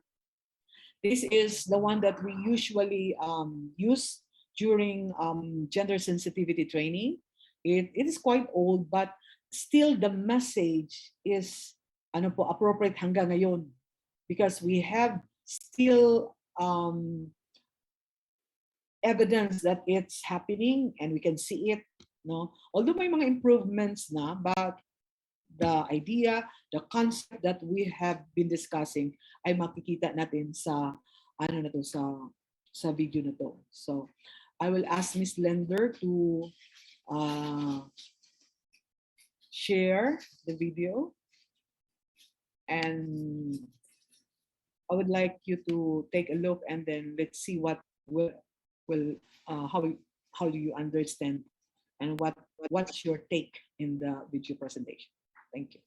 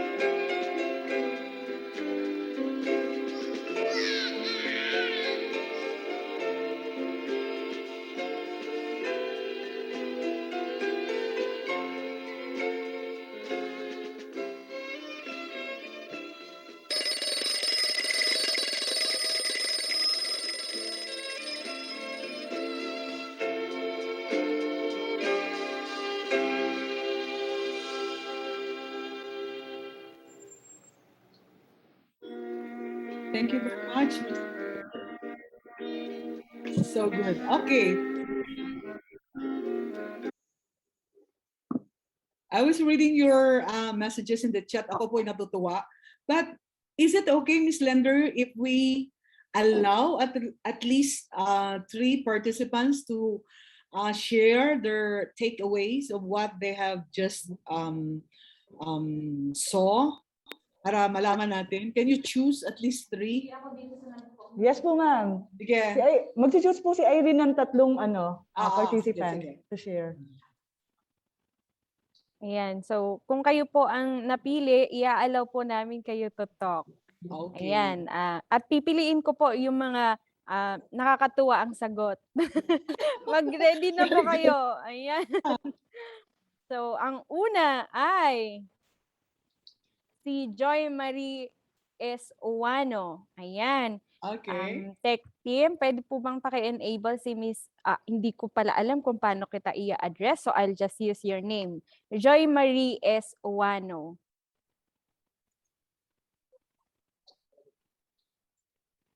Ayan. Okay, pwede na po kayong magsalita, Joy Marie.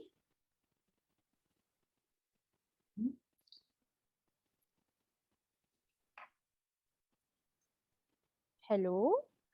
Hello. Ayan. Wala pa din ba? Parang wala. Oo nga po. Okay. Baka wala siyang mic. Sige. Ang susunod po ay tanungin natin si Juan Carlo Longgamen. Okay. JC. Hello po, good afternoon. Good afternoon. So nung nakita ko po medyo kasi ako 1990s na ako eh. Siguro po true to sa yung mga nauna na sa atin. Parang stereotype po kasi to noon, pero para sa akin kasi medyo iba na ngayon eh. Siguro po pagka sa mga new generation na siguro iba na yung mindset nila. Iba na yung setup nila ngayon kaysa noon. Kasi ngayon sa akin parang napaka-ungentleman nung nandun sa video. So para pagawin mo lahat ng gawaing bahay yung babae, parang mali naman yan. Parang yun lang. So sabi ko, parang hindi naman lahat siguro ganito. Pero siguro noon niya, baka totoo ito. Ewan ko lang po ngayon. Thank you pa. Okay. Ayan. Thank you, JC. Ang susunod naman po ay si Jen Leparto. Ayan, naka-enable na po ang inyo pong audio. Hello, Jen. Pwede po kayong magsalita.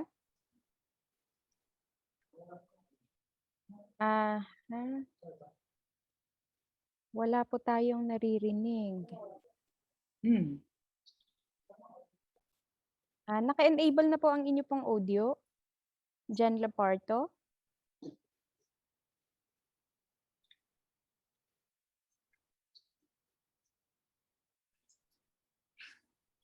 Wala. Ayun, wala. Sige, sasabihin ko lang po ito. All caps lock. Ayan. Ayaw ko na mag-asawa pag ganyan lang. Ayun ba yung sabi niya, kaya tinawag ko siya.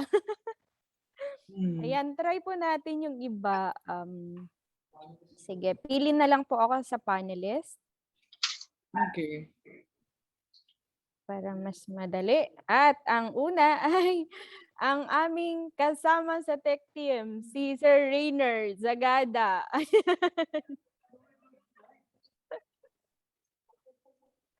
Go, Sir Rainer.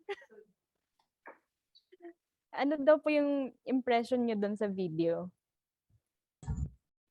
Hello po. Ano yun?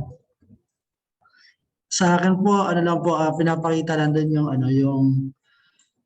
yung parang sa Shopee na kung ano in-order mo, iba yung darating. Na joke lang. Pero in reality naman po, ayun. So may mga times na ganun yung setup, but sa amin kasi, I'm married po, so depende po sa usapan bago magpakasal sa mga tasking dun sa bahay para iwas away at gulo. Okay. Yun. Ayan, thank you, Sir Rainer. So katulad daw ni Shopee, kung anong in-order mo, siya din ang darating. walang kulang, walang sobra. Paano yung may freebie? Can you get one female woman to give her her thoughts. Side yun ng lalaki, can we have one woman? Miss Irene. Sorry. Sorry, naka-mute po pala ako. Si Miss Patricia Castillo. Oh, Patricia. Ayan. Patricia Castillo de Guzman. Ayun po. Miss di ko pala alam kung Miss. Patricia Castillo de Guzman. Hello po. Ayan. Go, ma'am. Ayan, napanood ko na po kasi yan last year dun sa Popcom, yung sa nagpe-prepare sa pagpapakasal. Talaga? Yun. So, opo. So, nung pinalabas nila tapos, ayun. Ang sinulat ko kasi dyan, kaya at least umpisa pa lang malinaw na sa aming mag-asawa kung ano yung hindi namin gagawin. Ayan. So, ayun, nakakalungkot kasi nung nag-start ako, nung bata ako, parang ganyan kasi yung family situation namin. Dahil nung time na yun, yung mama ko stay at home, housewife siya. Tapos si papa ko nagtatrabaho, tapos nakagisna namin na ganyan talaga yung si mama yung gumagawa ng lahat. And then si papa after work, pahinga na lang. Ganon. Tapos yan. Pero nung nagkaroon ng work yung mama ko, nagbago yung lahat. So I think na yung financial independence o ganyan, o basta yung pag yung babae mayroon na siyang nakakatulong sa pagpo-provide din sa family, nagbabago talaga yung situation ng parang na-empower yung babae, yung role niya sa bahay. Ganun. Ayun po. Okay. Thank you. Sige. Yan, time. Thank you, Miss Irene. And yes, indeed, itong video na to, marami pang mga issues that we can see here in our, kahit sa bansa natin. Nakikita niyo po yung doon, yung violence against women, yung catcalling, nakita niyo yon, di ba?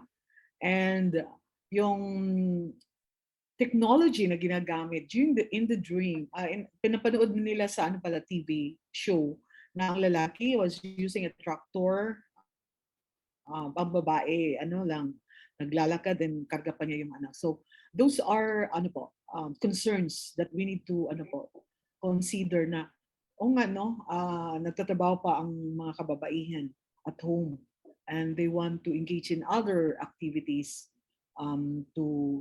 for financial considerations. So those are things that we need to make the work easy for them because meron na silang reproductive work and then this time they want to engage in other work like sa farming. So as government agency, yung ating mga, lalo na yung focus doon, to help in coming up with a gender or women-friendly technologies, mga ganon. Para madali na lang din nila gawin ang mga bagay-bagay, di ba? So, mga activities. And one also comment that I have seen in the chat box, yung tinatawag na shared responsibility, kailangan talagang pag-usapan yan.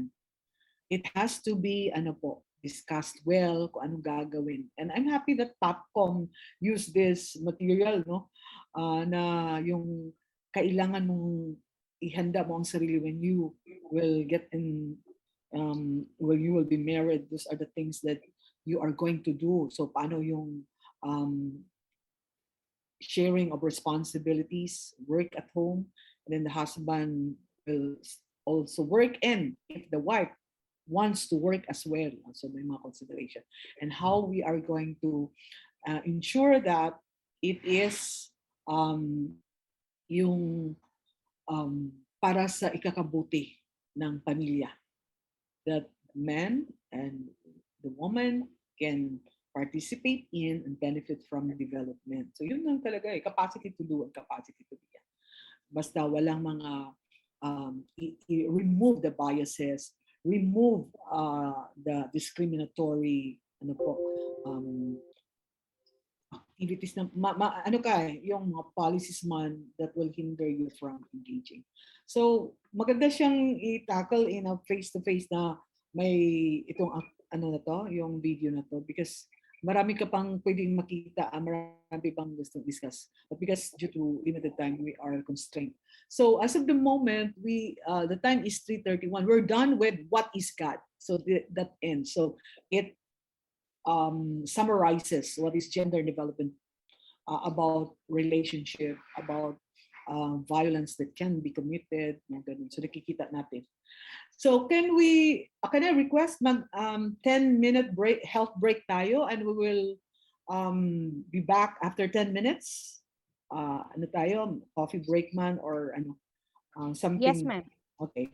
So, and then we'll proceed with why do we have to implement that and how to do that.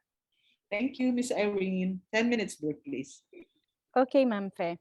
Ayan, so pwede po tayo mag-break, and coffee break, restroom break, ayan po. And habang nagbe-break po tayo, gusto ko lang pong basahin yung mga impression ng iba na nandito po sa Facebook.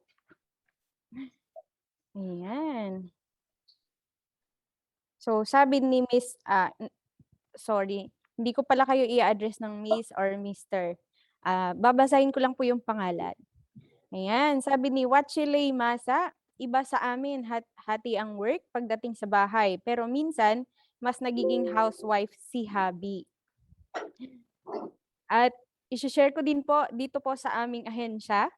Very proud po ang grupo ng aming mga tigasin. Tigasin na mga Andres.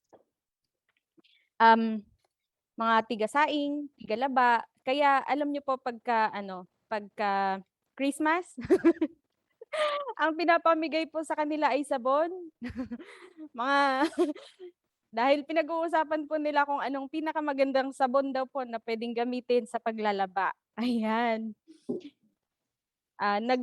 Yung iba naman po, proud po nilang pinag-uusapan na wala daw po silang allowance dahil hawak daw po ng kanilang Reyna ang ATM. Ayan.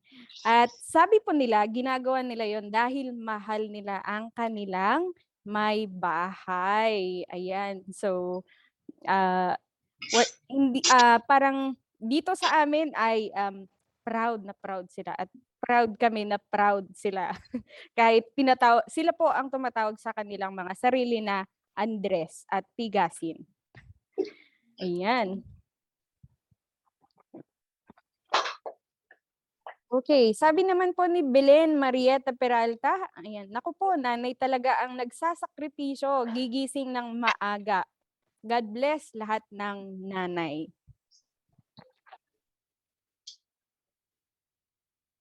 Ayan. Sabi naman ni Feli Aicod Akilit, hi ma'am, household work is a joint responsibility among parents. Ayan. So sabi ni Che Banaynal, may mga mangilan-ngilan pa din daw po na ganun din po yung ginagawa, yung pinakita po sa video kanina.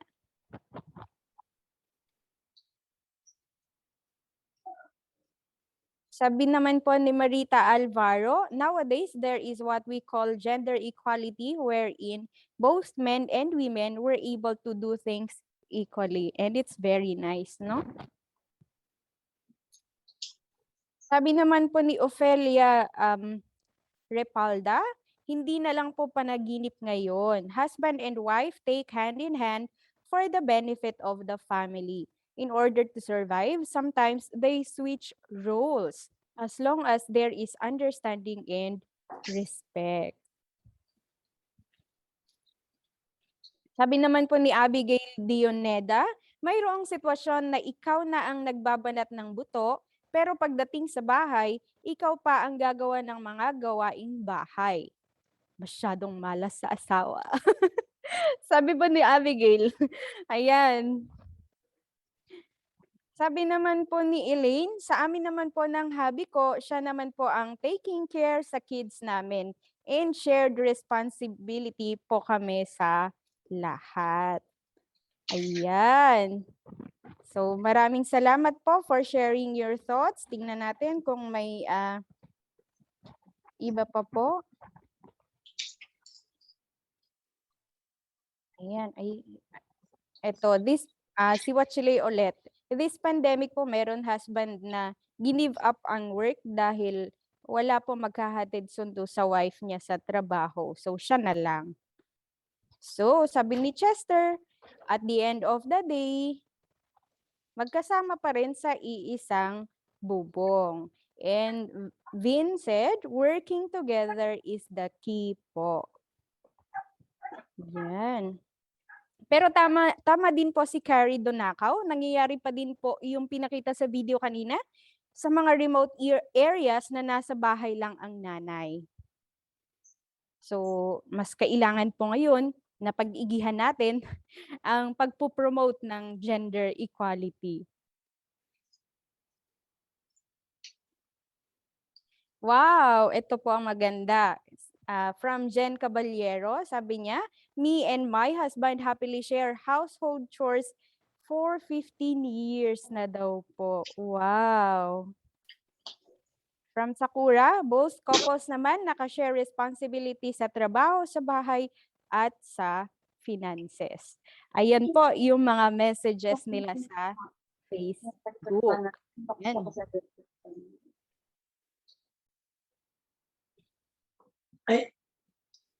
Wow. Okay, sa bahay namin, si Mr. ang house husband, tagalaba, tagabantay ng mga bata. Siya rin ang tagahawak ng ATM at taga-budget. Wow! Ayan, paano po kung ang husband na stroke, lahat ng responsibility nasa babaeng asawa na po? I think given na po siguro yan dahil hindi po makakapagtrabaho. Depende din po kung ano yung naging disability po niya nung na-stroke siya. Ayan. So, yung iba, mapapasana all na lang.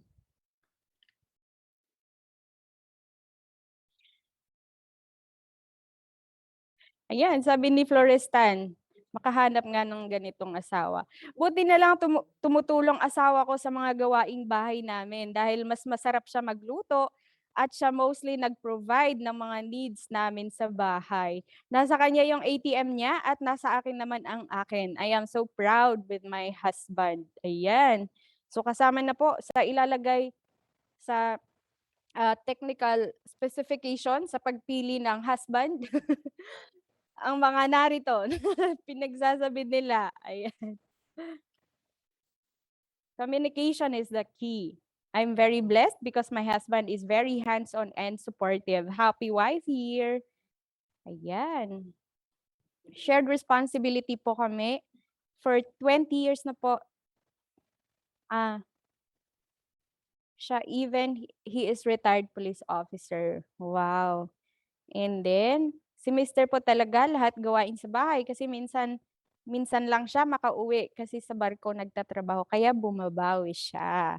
Ayan, sabi naman ni Rigor, ako ang tiger sa aming bahay, pero si Mrs. ang trainer ko, kaya siya pa rin ang boss ko. O, sana all. Sana all. Happy wife, happy life. Sabi naman ni Ma'am Leia. Hi, Ma'am Leia. Ayan, so ang daming napapasana all na lang dito. Ayan. Ayan, depende po sa bahay namin, share responsibility parents ko, pero tagaluto ang papa ko kasi magaling siyang kusina. Magaling siya sa kusina siguro. Ayan, so shared responsibility lang po talaga. Ayan. Okay na? Oh, Miss Irene? Yes, Ma'am Faye. Yes. Okay, Welcome back you. po. Okay, thank you. I'd like to read the comment of Miss Katrina Panaligan kasi may bearing siya sa mga other questions that I have read already in the Q&A. Sabi dito, some may have mistaken the biblical view of marriage as the wife submitting to their husbands and thus follow what the husband prefers. However, in the following verses, the husband is also commanded to love his wife. Love in the Bible means being kind, patient, always protects. Okay. Now, I agree with with Katrina, kasi kung ang babasahin natin yung sa verse ng Bible, wives submit to your husband, but husband love your wife, and wife submit to your husband as unto the Lord. May word kasi doon as unto the Lord. Now, minsan tinatanggal nila yan. Now, that will be very, the way you deal with people. Because if you consider that the act as unto the Lord, your perspective to that person is different. The more you'll be loving, the more you'll be respectful, patient, and protective. So in essence, yung sinasabi diyang shared responsibility will have to be in a different yung perspective na kung ganun ang iyong pananaw, that you will do it as unto the Lord. In all matters, as unto the Lord, because you will have to value the person, you have to respect him or her, ang kanyang mga thoughts and kanyang opinions, and you will not do anything or decide without getting her side. Parang hindi po pwede one woman or one man rule dyan sa bahay. Okay, so before I will continue, yung question kasi dito nakakatuwa kasi sabi dito, the one related to this.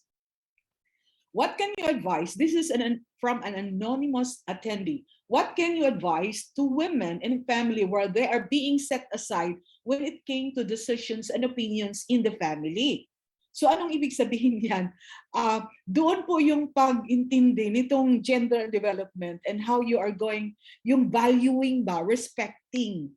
Kasi if you see that, na yung babae na hindi sila binibigyan ng halaga. So it's time for women to tell them na, hey, parte kami sa pamilya nito and we have a voice. And this is what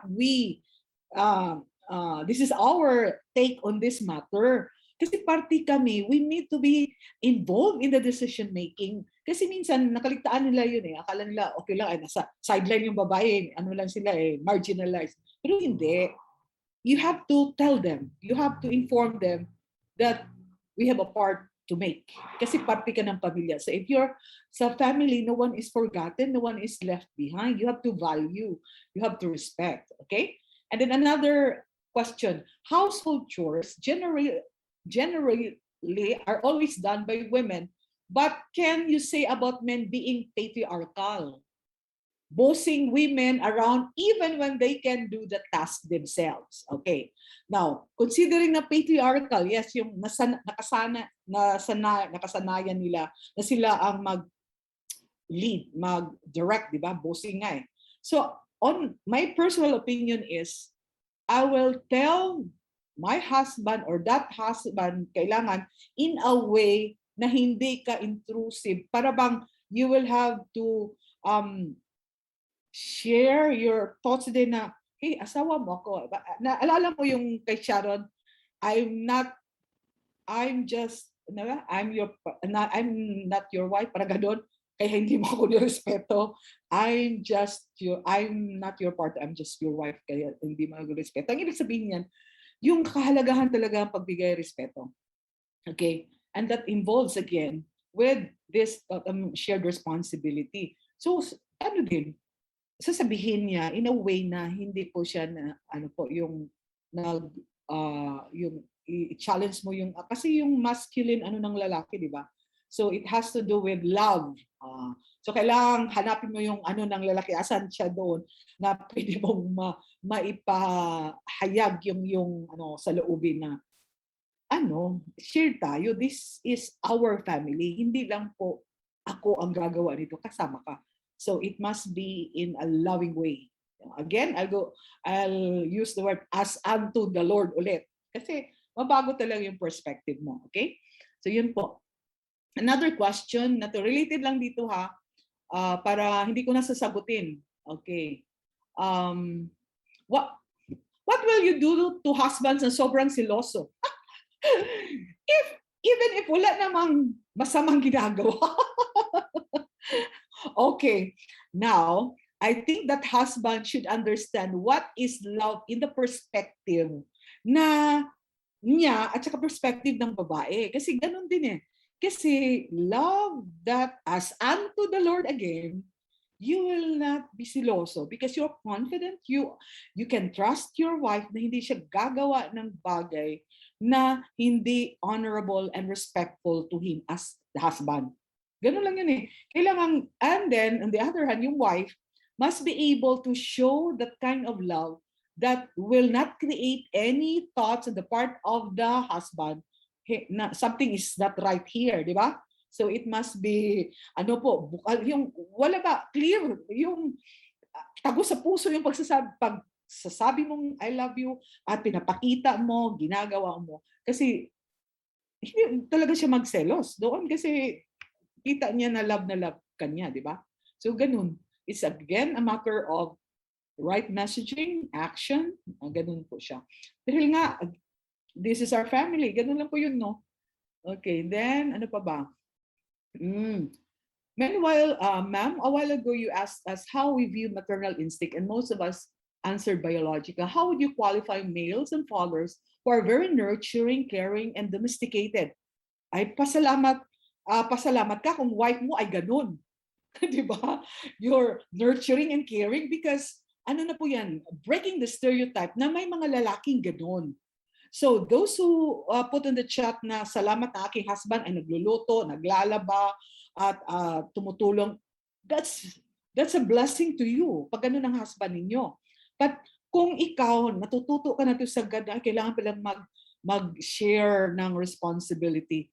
There is a way of encouraging others to take part in your advocacy or initiative. Kailangan hindi ka forceful, but in a way that will motivate him to join you in that, na tutulungan ka talaga. Kasi kung nagiging parang forceful ka na ikaw na mag-dictate, ayaw ng husband ng ganun, ayaw nila kasi it again is the stereotype na akong boss dito. Ganun sila eh. So, dadaanan yan sa pag-ibig. Galap lang din. So, find way na you will communicate with respect, with trust, at yung pag-value sa kanya bilang husband. Okay? So, yun yung related doon sa mga questions na may iba na nainiwan ko dyan because these are related to the next step on why implement God and how. Okay, there are two remaining questions. Again, 4 pala. Hindi ko makita. 2 lang nakita ko. Okay, so next slide, please. Miss Irene or the one tumutulong dito. So we are now on the topic why. Bakit ba? Bakit i-implement natin ang God? Bakit nag-God tayo? At ilang taon na itong gender and development? Bakit the more activities that we can see nowadays, agencies implementing God programs and activities, may mga training, ganyan. Okay, so next slide. Okay, next slide po. Bakit kailangan mag-God? Because nakita natin dyan sa slide, it sharpens what? It sharpens the focus of development to people. So kasi yung dati, ang concern ng development, magbigay ka lang ng project sa kababaihan or kalalakihan, okay na. But this time, yung focus is the people, men and women. Hindi na po siya mo lang na for the purpose of giving that particular project. Dito, you are analyzing, you are identifying anong problema ng mga kalalakihan or kababaihan, and then you are addressing the needs. And you can see also the data that will validate that indeed there is the problem, yung in the gap that is happening between men and women. Then it enhances the capacities of women and men to contribute to the attainment of development goals, and then reduces social inequities that stem from unequal gender relations. Okay, next slide. Remember that development is for all. So wala pong maiwan. Kailangan lahat. So fairness and equity demands that everyone in society, whether male or female, has the right to the same opportunities to achieve a full and satisfying life. Okay, so next po is now the reason why we need to implement God. Next slide. So just like looking at an iceberg, no? Akala mo, tinatawag na tip of the iceberg, pero nasa ilalim, malalim pala yun. Okay, nakita natin dito, nasa topmost, we have here the commitment. Compliance pala. Compliance, because there's a law that states na kailangan po 5% of the agency's budget should be allocated to that. So we have also the General Appropriations Act, aside from the Magna Carta of Women, 5%. So yung 5% dito is not the ceiling but the floor. So you can go even higher than 5% when you attribute your major flagship program to the GAD plan, or you are able to identify the problems that your agency or your office would like to address. Now, if you are a government agency, you are mandated to prepare a GAD plan. And if you are not preparing a GAD plan, you will receive an AOM, Audit Observation Memorandum, from the Commission on Audit for not preparing a GAD plan and for not utilizing at least 5% of your budget. So compliance. We need to do it because there's a law that requires that we need to implement our GAD budget. Next to compliant, yung medyo nasa gitna no, yung commitment. So what are these commitments? We have international commitments. We have the CEDAW. CEDAW means Convention on the Elimination of All Forms of Discrimination Against Women. It has 30 substantive articles, and Article 1 focuses on the definition of gender-based discrimination, which is also copied in our Magna Carta of Women. And we have the Beijing Platform for Action. So this gathering of countries during the 1995 Fourth World Conference on Women, it was identified that gender mainstreaming was adopted as a strategy to promulgate a set of principles concerning the equality of men and women. Inadopt na po siya, yung gender mainstreaming, to be able to implement our GAD programs effectively. And also here in this conference, 12 critical areas of concerns were identified, like women and livelihood, women and education, so 12 po siya. And we have the Millennium Development Goals, the MDGs, and it was followed, it has 8 goals, and it was followed by the Sustainable Development Goals. It has 17 goals, and it is the target that for these goals to be achieved in 2030. And this SDGs, the blueprint to achieve a better and more sustainable future for all, para sa lahat. So this 17 goals, number 5 of the number 5 of this goal is gender equality. So gender equality is not only a fundamental human right, but a necessary foundation for a peaceful, prosperous, and sustainable world.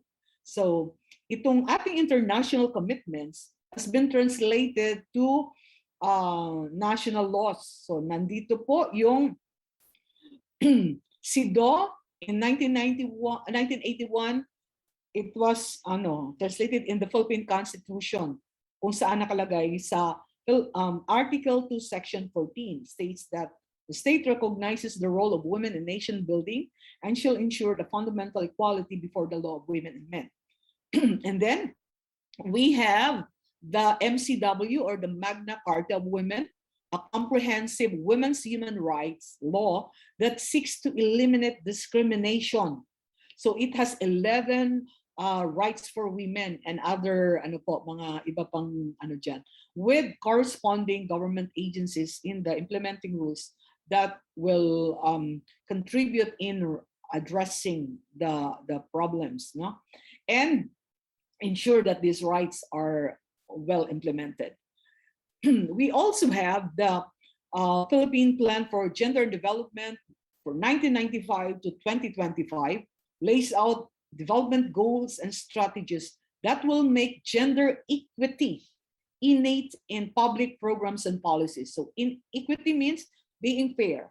So you will now implement fairness, equitable. You need to take a look at the programs, ensure that affirmative actions are done to ensure that women-friendly policies can take root, and these women, given the corresponding attention or services, will be able to catch up with the rest of the women in a particular group para makasabay doon sa pag-access ng and participate in the development. We have ambition natin 2040, represents the collective long-term vision and aspirations of all Filipino people for themselves and for the country in the next 25 years. It describes the kind of life that people wants to live and how the country will be in 2040. And this articulates the Filipino people's collective vision of matatag, maginhawa, at panatag na buhay para sa lahat. So development is for all, para sa lahat, men and women, boys and girls, regardless of other intersectionality, race, gender, and so on and so forth. And then we have the Philippine Development Plan 2016 to 2022, because it is aligned with the administration, no? Sa panahon ni Duterte yan. We have yung kanyang framework, may malasakit, pagbabago at patuloy na pag-unlad. Now we will be having a change of administration in 2022. So mababago na naman ito. But the one that we commit with international yung sa SDGs ay manatili po yon. So naman tong ambition natin 2040. So I hope that the next government yung administration, I hope na maganda yung yung kanyang concerns pertaining gender and development and other talagang towards development, towards inclusive growth. That is our obligation. Gender equality, participatory governance, inclusive growth, freedom from hunger and poverty, and just and humane society. Yun naman talagang ang klahan ng mga yung ating mga plano, development plan. So yun. Okay? So hindi ang why we implement God, because meron tayong commitment patungkol sa ating obligation to international bodies and even sa ating bansa na translate siya into laws and policies. And that's why the 5% budget allocation is stated na gagamitin ng bawat ahensya coming from their agency's budget to implement God programs, projects, and activities. Because again, yung obligation natin is about inclusive growth, inclusivity. Kailangan lahat will benefit from development. Okay? Next slide. So development is about attaining a full and satisfying life. And it is a shared, take note, shared responsibility sa ating lahat ito. Regardless of age, sex, religion, ethnicity, or class, of government as duly mandated authority at lahat ng tao and entities so benefit from development. Okay. Next slide. May picture kayong nakita dyan. Next slide po. Diba, tingnan niyo po. This picture we used to during trainings on God regarding po yung kahalagahan ng pagkonsulta. In this picture, you can see men who are discussing about water management program. And we know that the number one user of water are women. Tignan niyo po. Sa kabila, nandun yung mga babae, nag-igib ng tubig, and even one of them, akay-akay yung bata. And can you imagine, they're discussing water management program, and they haven't given women an opportunity to express their concerns, what they want, how this water management program should be implemented. Wala eh. Paano? Do you think this will be implemented well? No, because it faces the risk of problems during implementation, because those people who are the primary users were not consulted, were not given opportunity to be involved in the planning. So their concerns were not included. Therefore, this face the risk of problems during implementation or impact. So kailangan talaga siyang isama. Okay? So yun. So kahalagahan ng pag-involve ng mga stakeholders natin. Okay, next slide. We have here, how do we do God? So alam mo na bakit ka na mag-God, kasi may batas, may commitment, may obligation. Ngayon, paano? So, as what I have shared a while ago, it was already identified in the Beijing Platform for Action. They have identified the gender mainstreaming strategy. So, next slide. The God paradigm is translated from theory to practice through gender mainstreaming. So lahat ng ating pinag-usapan kanina, mga theory yun, understanding basic concepts. Ngayon, kailangan siyang i-translate to practice. And the way to do it is gender mainstreaming. This is a byword. When you say, we'll implement gender and development program, mag-mainstream ka ng God. O ano yung mainstreaming na yan?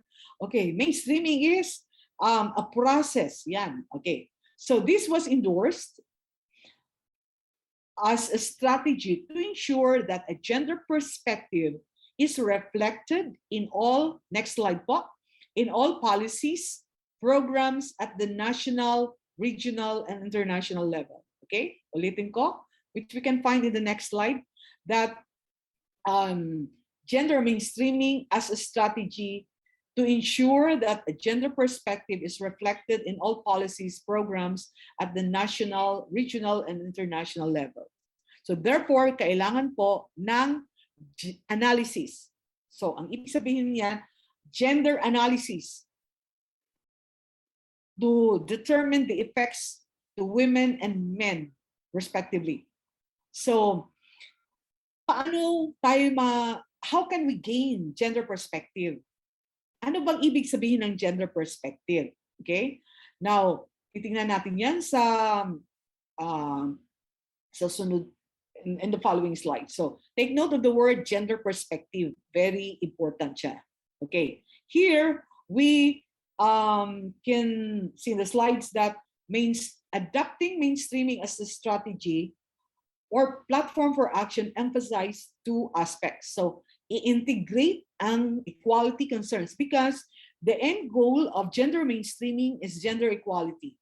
So these equality concerns should be integrated in the analysis and formulation of policies, programs, and projects to ensure positive impact on women and reduce gender disparities.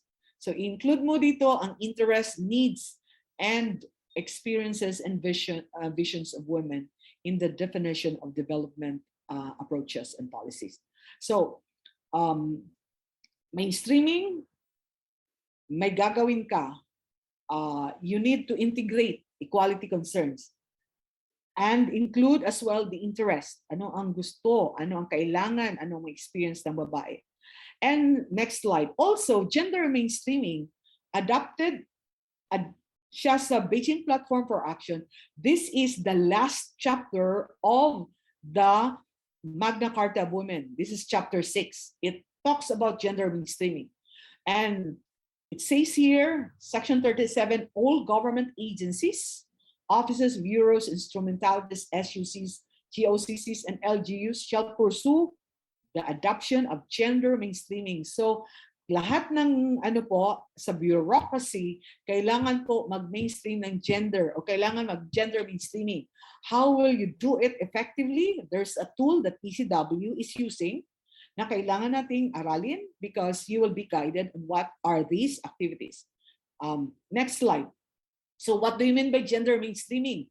Strategy for making women's and men's concern. Kanina, interest of women lang. But because we're talking about mainstreaming, kailangan lalaki at babae, concerns and experiences, an integral dimension of the design, the project development cycle. So design, management, implementation, monitoring, and evaluation, not only in programs and projects, but also policies. So kasama din sa policy, mag-integrate ka rin ng gender perspective. Next, yung gender perspective, even in the design and implementation. So may gagawin ka, paano siya mag-integrate ng gender perspective? And how are you going to do that? So, next slide. Ang gender perspective is what? Mag-gain mo. You can gain it by understanding the situations of men and women.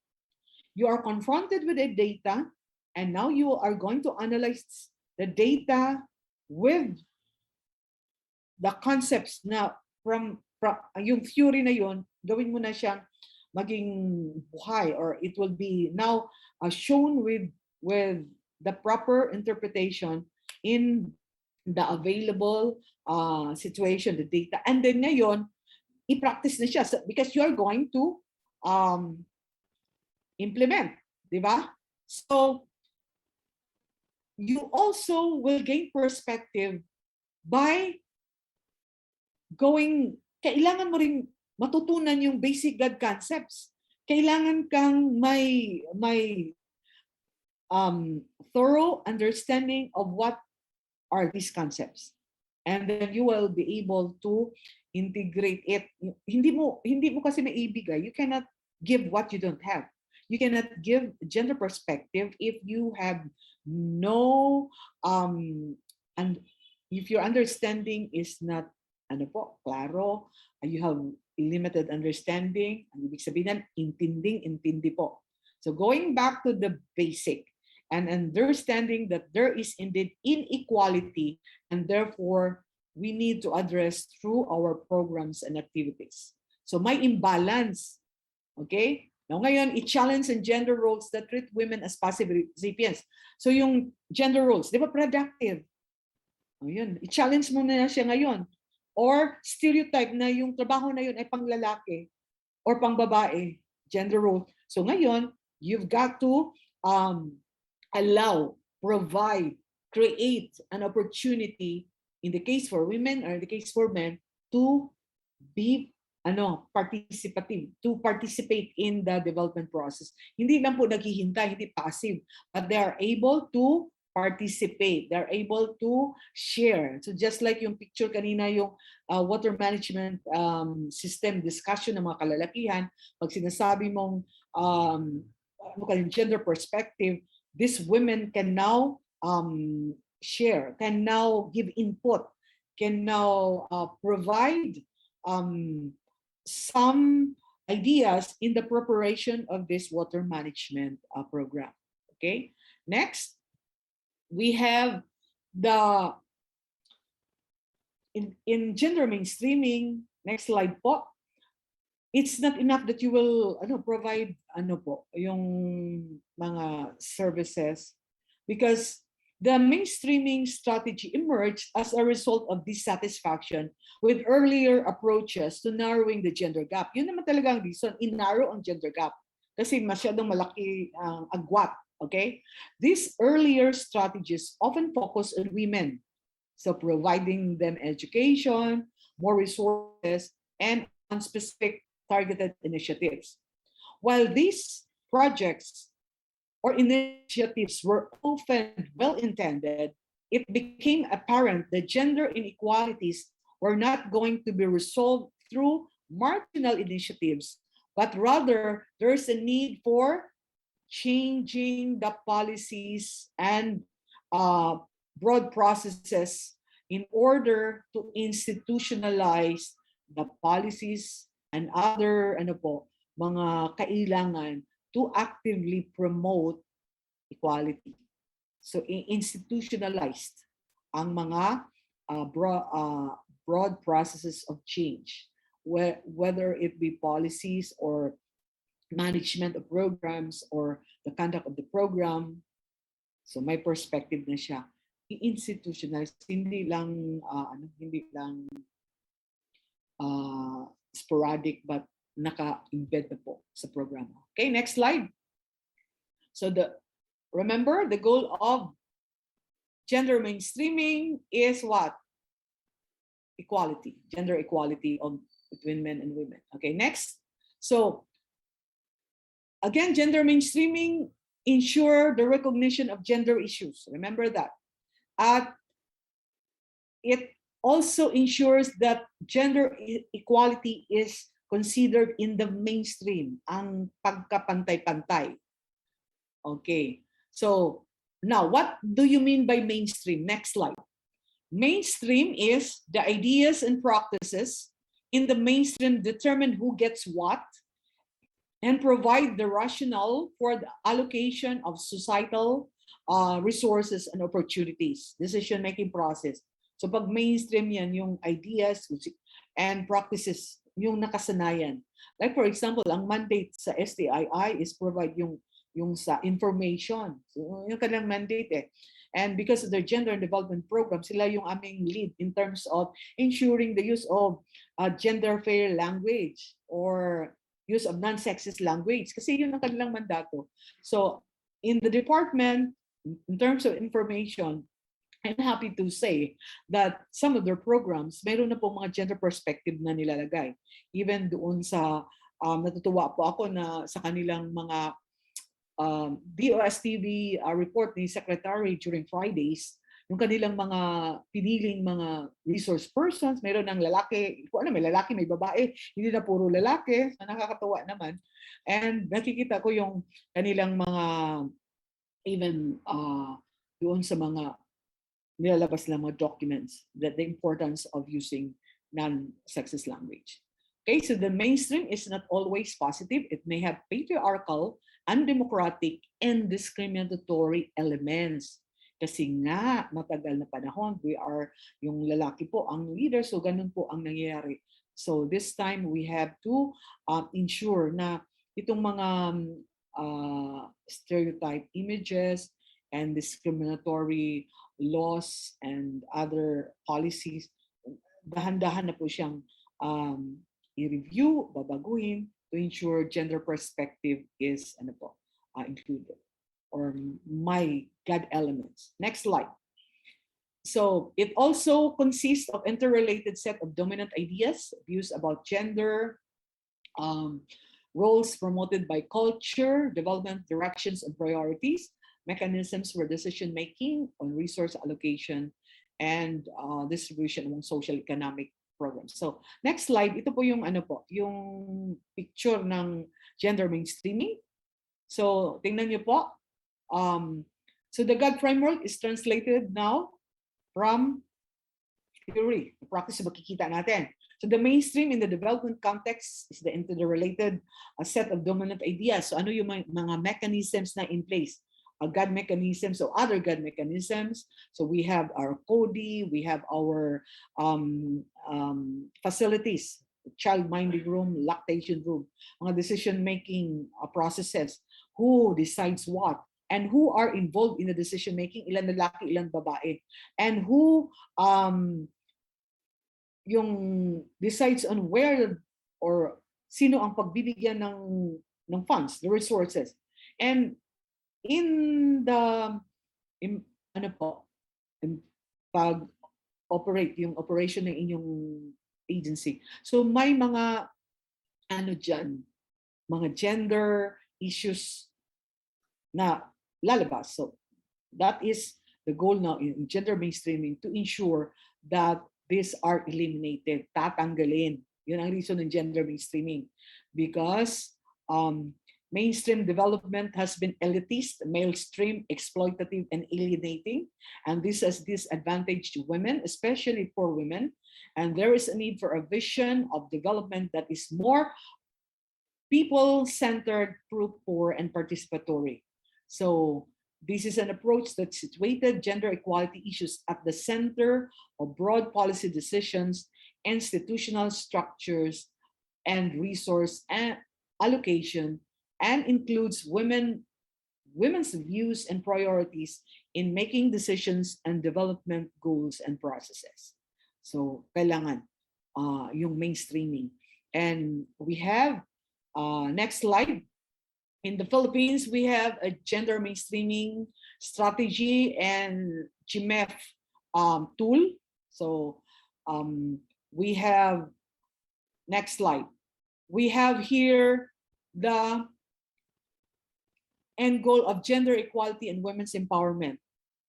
So it must be included in the development planning and institutionalized sa ating mga programs, projects, and activities. Next slide. So we have here the 4 entry points in the GMF tool. Alam natin, for gender mainstreaming, the entry points, we have policy. So when you're going to implement the programs or activities, there's always a special order or office order, memorandum circular. So the policies is an entry point for gender mainstreaming. And then we also have the people. So there are 4 kinds of people here. We have the head of agency who has the power to legitimize change. And then we have also the focal point system members. We have the clients and then the advocates, or the one that can wants to pursue change, but ano lang siya, talagang susugan lang niya na, hey, this is the way how to mainstream. And then we have the enabling mechanism, so the structures and processes to ensure that mainstreaming becomes effective. So we can see here budget allocation, we can have capacity building, we have the database, we have IEC materials, ensuring that it is we're using gender fair language, and we're communicating properly. The gender communication is very clear, and also yung mga tao, they are given not only the internal clients, so that means the employees, but the external clients like you are given also opportunities to learn concepts or training like this, but other major services provided to you in view of the mandate of the agency. So doon po yan, papasok sa programs, projects, and activities. So ano po, hindi talaga siya. So mainstreaming is not changing, but integrating God in the policies, in the people, in the enabling mechanism, and the programs, projects, and activities. Next slide. So we have here the 4 entry points, and then outside you have here the project development cycle. So you will plan how to do it. So it could be there's a policy involved, people, and then budget and corresponding anong programa na that will best address the needs.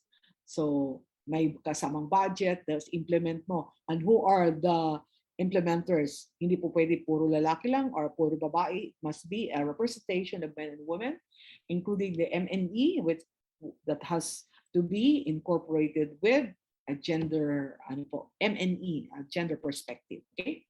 So next slide. The Philippine Commission on Women uses this tool. So for DOST, we have been using the Enhanced Gender Mainstreaming Evaluation Framework to assess the gender mainstreaming strategies or efforts of agencies. And just like I would like to, it's a blessing that we were able to give due recognition to regional offices and attached agencies of DOST that really did well in their gender mainstreaming. So we had it last year. But if we are going to mainstream God and determine the gender responsiveness of our programs and projects, then we are going to use the Harmonized Gender and Development Guidelines. It's provided by PCW. PCW issued a memorandum circular on the use of this tool to increase our God budget utilization as well. Dahil mag-attribute ka na ngayon ng inyong major programs to the GAD plan. Then the other tool is Girl Kaba. It's for the local government units to also evaluate their gender mainstreaming efforts. Okay, now next slide. I would like to share to you the major challenges in gender mainstreaming in the Philippines by Philippine Commission on Women. So as what they have observed, in terms of the policy, marami pa sa ating ahensya na walang GAD agenda. Because the GAD agenda will serve as a guide in the implementation of our GAD program. Because it's not easy to prepare a GAD agenda. There's it's 6 or 5 to 6 years ang coverage po niyan. So for me, I would it's good to prepare a GAD agenda now that will be for 2022 to 2028, aligned with the new administration. Ano po ang gusto. So kailangan natin gagawin yung GAD agenda. Next, to sustain capacities of GAD focal point system members and program implementers on gender analysis. Why do we need to conduct capacity building activities? Because that will strengthen, that will enhance our understanding on GAD, identifying the issues. And then if we are able to identify the issues with using the gender analysis, the data at hand, and use your perspective, the GAD perspective, i-analyze mo siya doon sa data available, then the result is a gender analysis. And if you keep on doing that, that becomes part of the system. So when you prepare your proposal, prepare your program, ganun ang konsepto mo, following the guidelines of harmonized gender, Hagadaga, or the harmonized gender development guidelines. So there is what number one kasi is participation of men and women. You will always consult. You will always give due recognition of your stakeholders, men and women, and ensure that they participate. So yung kahalagahan ng gender analysis. Enabling mechanism. So of course, kung hindi ka mag-attribute and if you will only depend on the GAD activities, nako, hindi talaga abot ng 5% because training mo ilang thousand lang yan. If your budget, the agency's budget is ilang milyones, talagang mahirapan ka. So maraming agencies, they receive an AUM for not utilizing the 5%, for not even hindi gumagawa ng GAD plan kasi hindi nga capacitated. Okay? And so isa pa, GAD is not integrated and monitoring GAD mainstreaming result at the local level. Ito po yung sa LGU using the Girl Kaba. POPs naman, it is about gender impact assessment. Ano ang, para bang tingnan mo kung anong impact, ano ang dating ng iyong programa sa mga kalalakihan o kababaihan. Okay, next slide. So there's a need to, paano mo ngayon masasabi na how do we make or gender mainstreaming work? Paano siya mag-work? You have to analyze and transform the mainstream. So yun ang kagandahan ng paggamit ng gender mainstreaming evaluation framework. Laking tulong yan. It has 93 descriptors and each descriptor will lead you to the activity that you need to do because that will give you a score. So therefore, nag-mainstream ka. Kaya nga gender mainstreaming evaluation framework siya. And then you challenge issues of redistribution of power, both institutional and national and the global political economy. Yung mga issues, gender issues. So hindi mo nagawa, may problema. It is now a gender issue. Okay, next slide. So isa pa, be creative and innovative in identifying problems. Sa inyo na yan eh. So ibig kong sabihin, if you keep on practicing gender analysis, if you participate in trainings and allow yourself to learn, to be open to new knowledge and learnings on God, magiging creative ka, magiging innovative. And then develop technical gender expertise. So you will become an expert in the more you practice. Practice makes perfect. I would say the more you practice gender mainstreaming, the more you appreciate the importance of it, and you will become an expert in that field in your office. So makatulong ka na in identifying gender issues and ensuring that your GAD programs are implemented well. Okay, last remaining slides. So, bakit po kailangan nating mag-mainstream? Why us? Bakit tayo?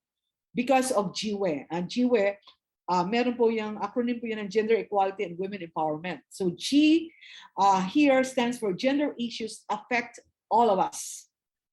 So instead of solving them, we at times contribute to their perpetuation. So huwag mo nang susugan. Be a solution to the problem. Okay? So yan ang gagawin natin. Second, na letter is E. Everyone who believes in the vision of attaining a full and satisfying life for all has an obligation to help pursue God. So kung yan ang paniniwala mo that full para sa lahat, so kailangan makibahagi ka. You have to take part. Okay? Kailangan kang sumali sa advokasya na to. Third, next slide. Na letter is W, yung we. We are mandated by international treaties, commitments, laws, and policies. So bakit ka mag-God? Because of that. Last, we also are the custodians of people's trust and resources. We have the capacity, knowledge, skills, and resources to make development work for everybody. Okay? Kaya, ganon. It is because we have the mandate, we have a policy to follow, because we believe in the development is for all. Kailangan mag-participate tayo. And hindi po pwedeng hindi ka makatingin ka lang. Be part of the solution. Okay? And then because we are duty bearers. The last slide. Okay, the last slide. So what can we do now? So start by respecting every person, individual, regardless of age. Dami dyan, no? So kung anong katayuan niya. Another intersectionality. Respect is very important. Second, recognizes that there is inequality in the home, in the community, and institution that should be changed. So be a part. So ikaw yung, kung alam mo na itong mga advocacy na to, so start sharing what you have learned and become the mouthpiece, no? And walk the talk. So pag nasabi mong ikaw, you believe you're an advocate on God, wala nang mga bias, wala nang mga sexist language na meron ka. Hindi ka na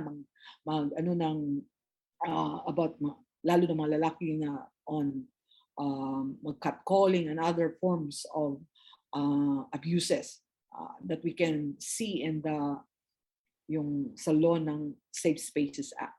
Okay, and then apply gender lens, fulfilling your respective tasks in your agency, which will enable you to examine and assess the differential needs of both men and women and both boys and girls. So gender lens. Gagamit ka ng lente na ang lenteng isa ay pang lalaki at pang babae. So in every situation, you have to take a look, asan yung mga babae at nasaan yung mga lalaki. Asan ba sila? Nasaan yung kanilang katayuan? Ano po yung gap? Ano po yung, how are we going to reduce the gap?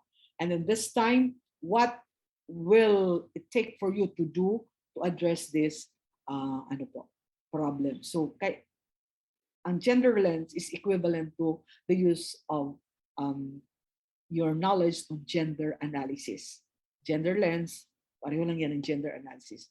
You are identifying, you are analyzing, and you are considering ano po ang tamang gagawin kasi nagkaroon ng problema and you need to reduce it. You need to you come up with a solution to the problem, confronting the differential needs of men and women. Okay? So next, that ends my presentation. So we know about the basic God concepts, and then why, because there's a law and our commitments and obligation, and then how there's a process we call gender mainstreaming. It's very easy.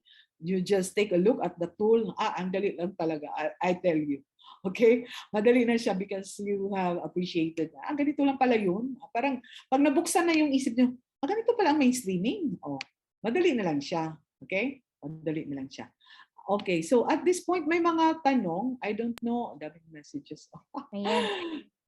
Thank you so much, Ma'am Fe. Yeah. And due to time constraint, sasagot lang po tayo ng 3 questions. No problem. Okay. Ayan. Ayan. So, first question, ma'am. Ito po. Good afternoon, Ma'am Maria Fe. Thank you for your very informative and wonderful sharing.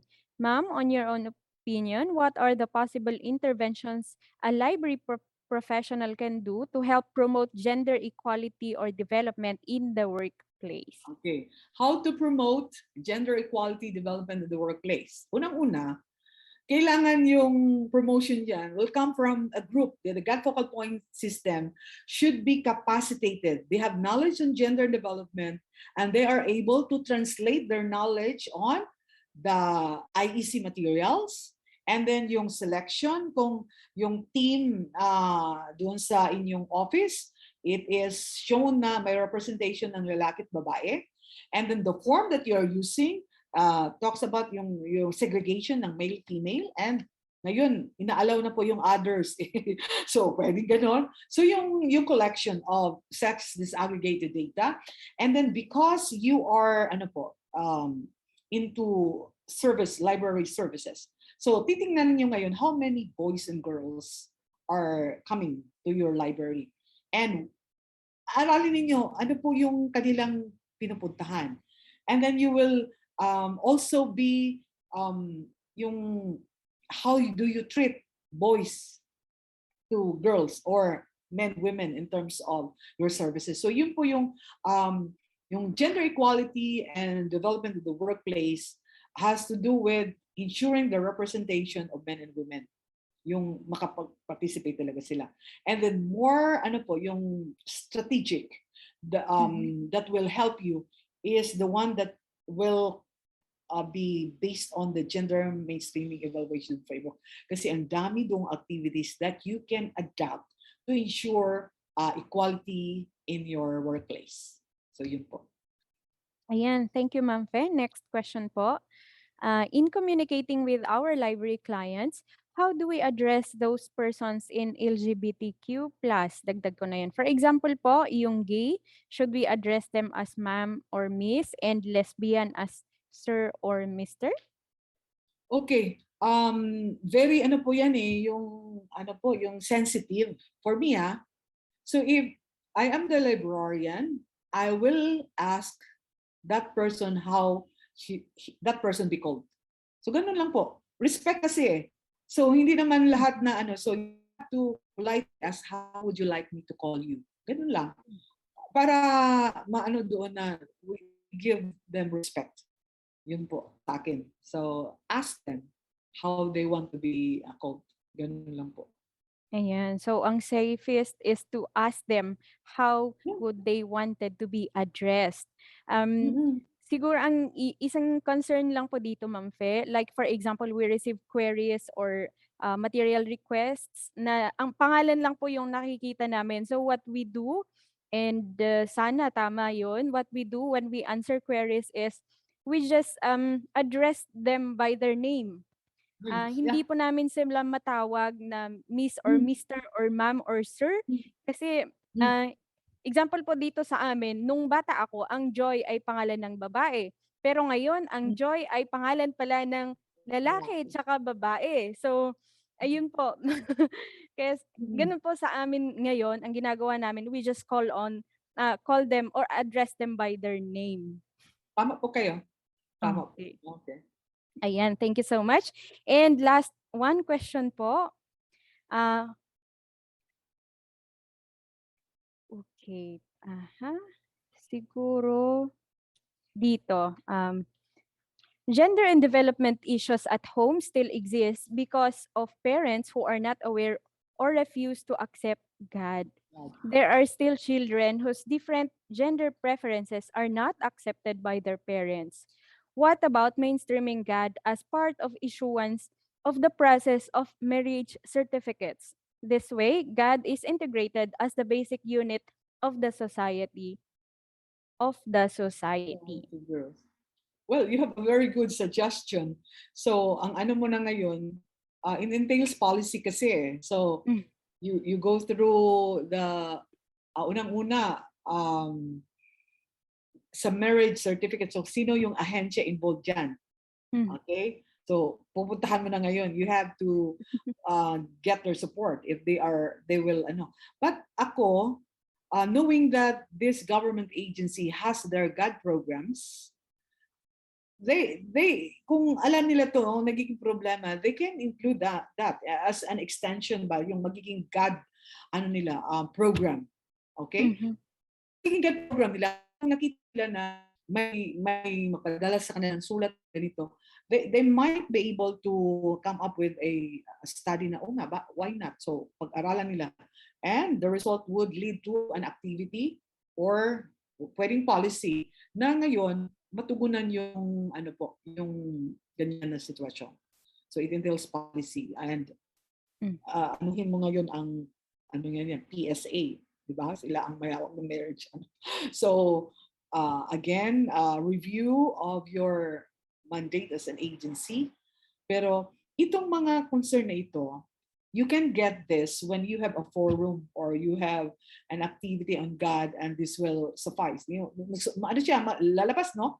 So that is now the call of the God focal point system of that agency to consider ano ba to? Why not, no? So give a thought na pwede, and then kung hindi siya mag-materialize, then let it go or ano, i-endorse mo into other agencies or PCW for that matter in terms of gender.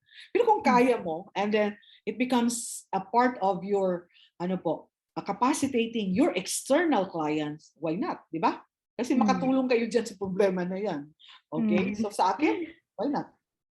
Ayan, so that's another opportunity for us librarians to look into making programs like that. So pwede siyang maging outreach program. Ayan, so once again, thank you so much, Ma'am Fe, for providing us a wider perspective of gender and development. And I would just like to reiterate what you mentioned. God is not pitting women against men, nor it is a role reversal. So instead, God is understanding relationship between men and women. So sabi ni Ma'am Fe, gender issues are deterrents to development. Thus, it is important to address them in development planning. So on our part as librarians, I think we need to look into our collection development policy and integrate policies that will cater to gender and development. And in the same way, we also need to make sure that in planning for our programs and services in the library, gender equality is observed. Ayan. Agree po kayo, Ma'am Fe? Very good. Well said, Miss Irene. Okay, ano lang po, request ko na lang. All the questions na nandito, kindly email it to me and get your email and I will respond or I will give it to you and okay, bahala na kayo whichever is favorable and ano sa inyo. Basta I am willing to answer the questions written in that. Yes, ma'am. Actually, I'm going to ask kung okay lang po for them to reach out to you, ma'am, if they have other concerns or questions. Yeah. Okay lang po ba, ma'am? Just email us at gad@dost.gov.ph. All small letters. gad@dost.gov.ph. Yun lang. Ayan. Okay. Ayan, thank you so much, Ma'am Fe. So, Ma'am Fe is extending her services po. Just email your questions or your concerns at gad@dost.gov.ph. Ayan, and now as part of our appreciation to Ma'am Fe, may request Ma'am Linderlit M. Maglake to award the certificate. Thank you, Irene, and thank you very much po, Ma'am Fe, for enlightening us with the GAD concepts that we should adapt to our library services and resources. So as a librarian po, nasabi nga ni Irene kanina, it is really our responsibility to provide impartial service to our clients regardless of their race, belief, age, gender, or social status. And then nabanggit nyo din po ito, this is under our Code of Ethics for Librarians. And we are very grateful po for sharing it to us, ma'am. And maraming salamat po. And with that, we would like to present this Certificate of Appreciation on behalf po of the Department of Science and Technology, Science and Technology Information Institute in partnership with the Philippine Librarians Association, Incorporated, or PLAI. We would like to present the Certificate of Appreciation to Ms. Maria P. Singson for sharing her knowledge and insights as a resource speaker for the topic titled Gender Sensitivity and God Perspective, an Introduction for Librarians during the 31st Library and Information Services Month with the theme Libraries, Building Roads, Readers, Opportunities, Advocacies, Development, and Sustainability, held on 8 to 10 November 2021 via Zoom and Facebook Live. So given this 9th day of November 2021, signed by our Director Richard P. Burgos, and PLAI President, Ma'am Emma Embry. So again, thank you very much po, Ma'am Fe. You're welcome. At your service. Ayan. From our Facebook Live viewers, ayan, nagpapasalamat po din po sila, Ma'am Fe, for sharing your expertise. So sabi dito, thank you for the informative discussion on gender and God. Ayan. So once again, thank you so much, Ma'am Fe. And we hope to have you again next time. Okay. Ayan. Now we would like to request all our panelists to open their cam. And we will have a photo op. Yeah, photo op. Ayan. And thank you also to our mabait at masipag na ating mga sign language interpreters. Thank you so much, Miss Rosalie and Miss Ember. Thank you for joining us this afternoon. Ayan, sige po. Photo op po tayo. Bahala na po ang tech team. Ayan. Smile lang daw po tayo.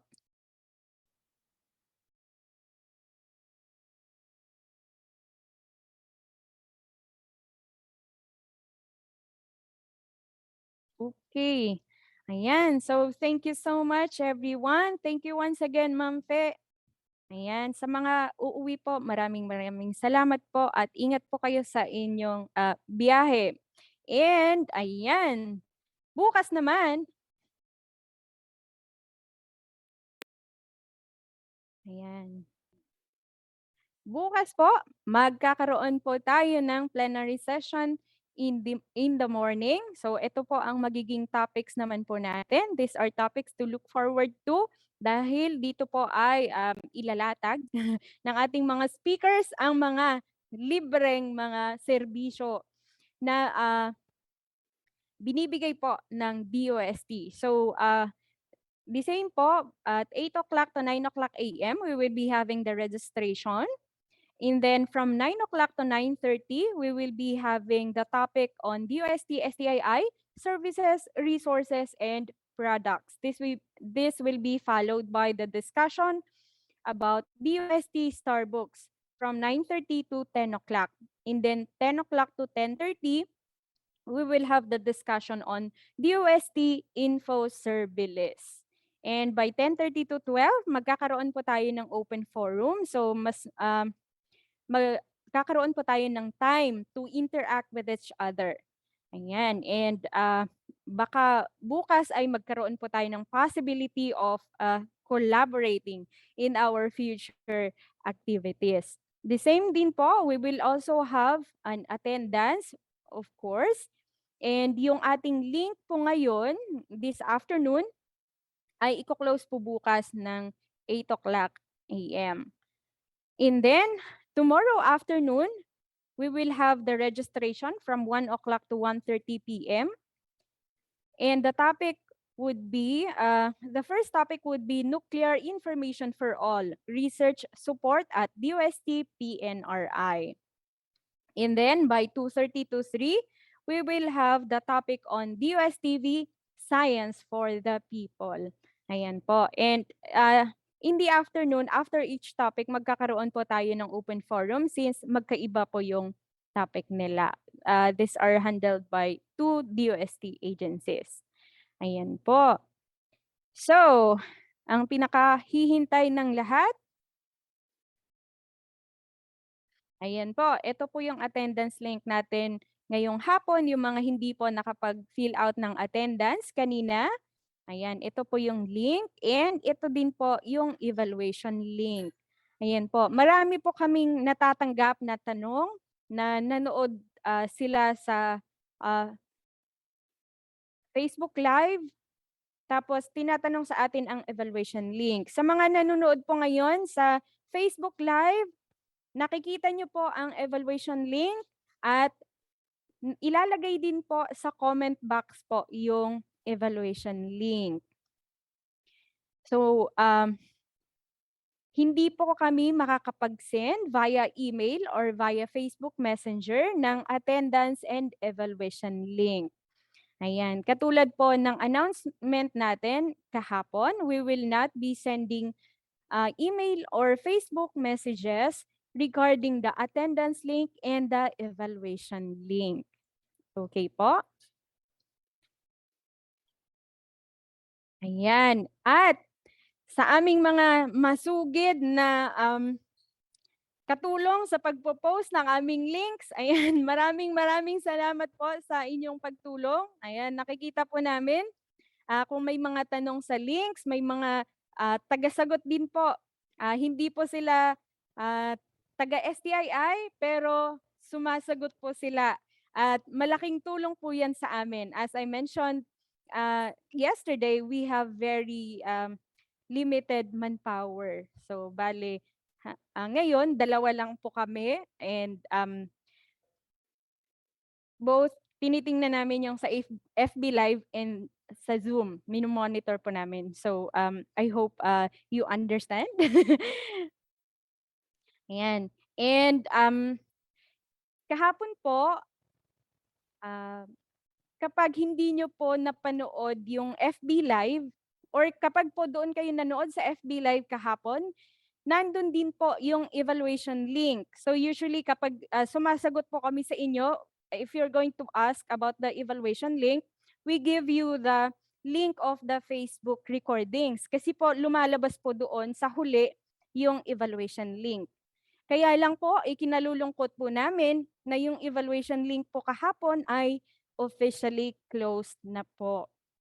Ayan, katulad din po ng nabanggit natin kahapon, since we are processing for CPD points sa webinars po natin this 3 days, we are strict with the attendance as well as the evaluation. Okay po? And ito naman din po ay para din sa atin na mga licensed librarians. Ayan. So, sana po nakasagot na po tayo kaninang umaga at kahapon. Ayan. At muli ay ikinalulungkot po namin sa mga hindi po nakasagot kahapon ay close na po ang evaluation link. Maraming salamat po sa inyong lahat for staying with us since yesterday until today. We pray that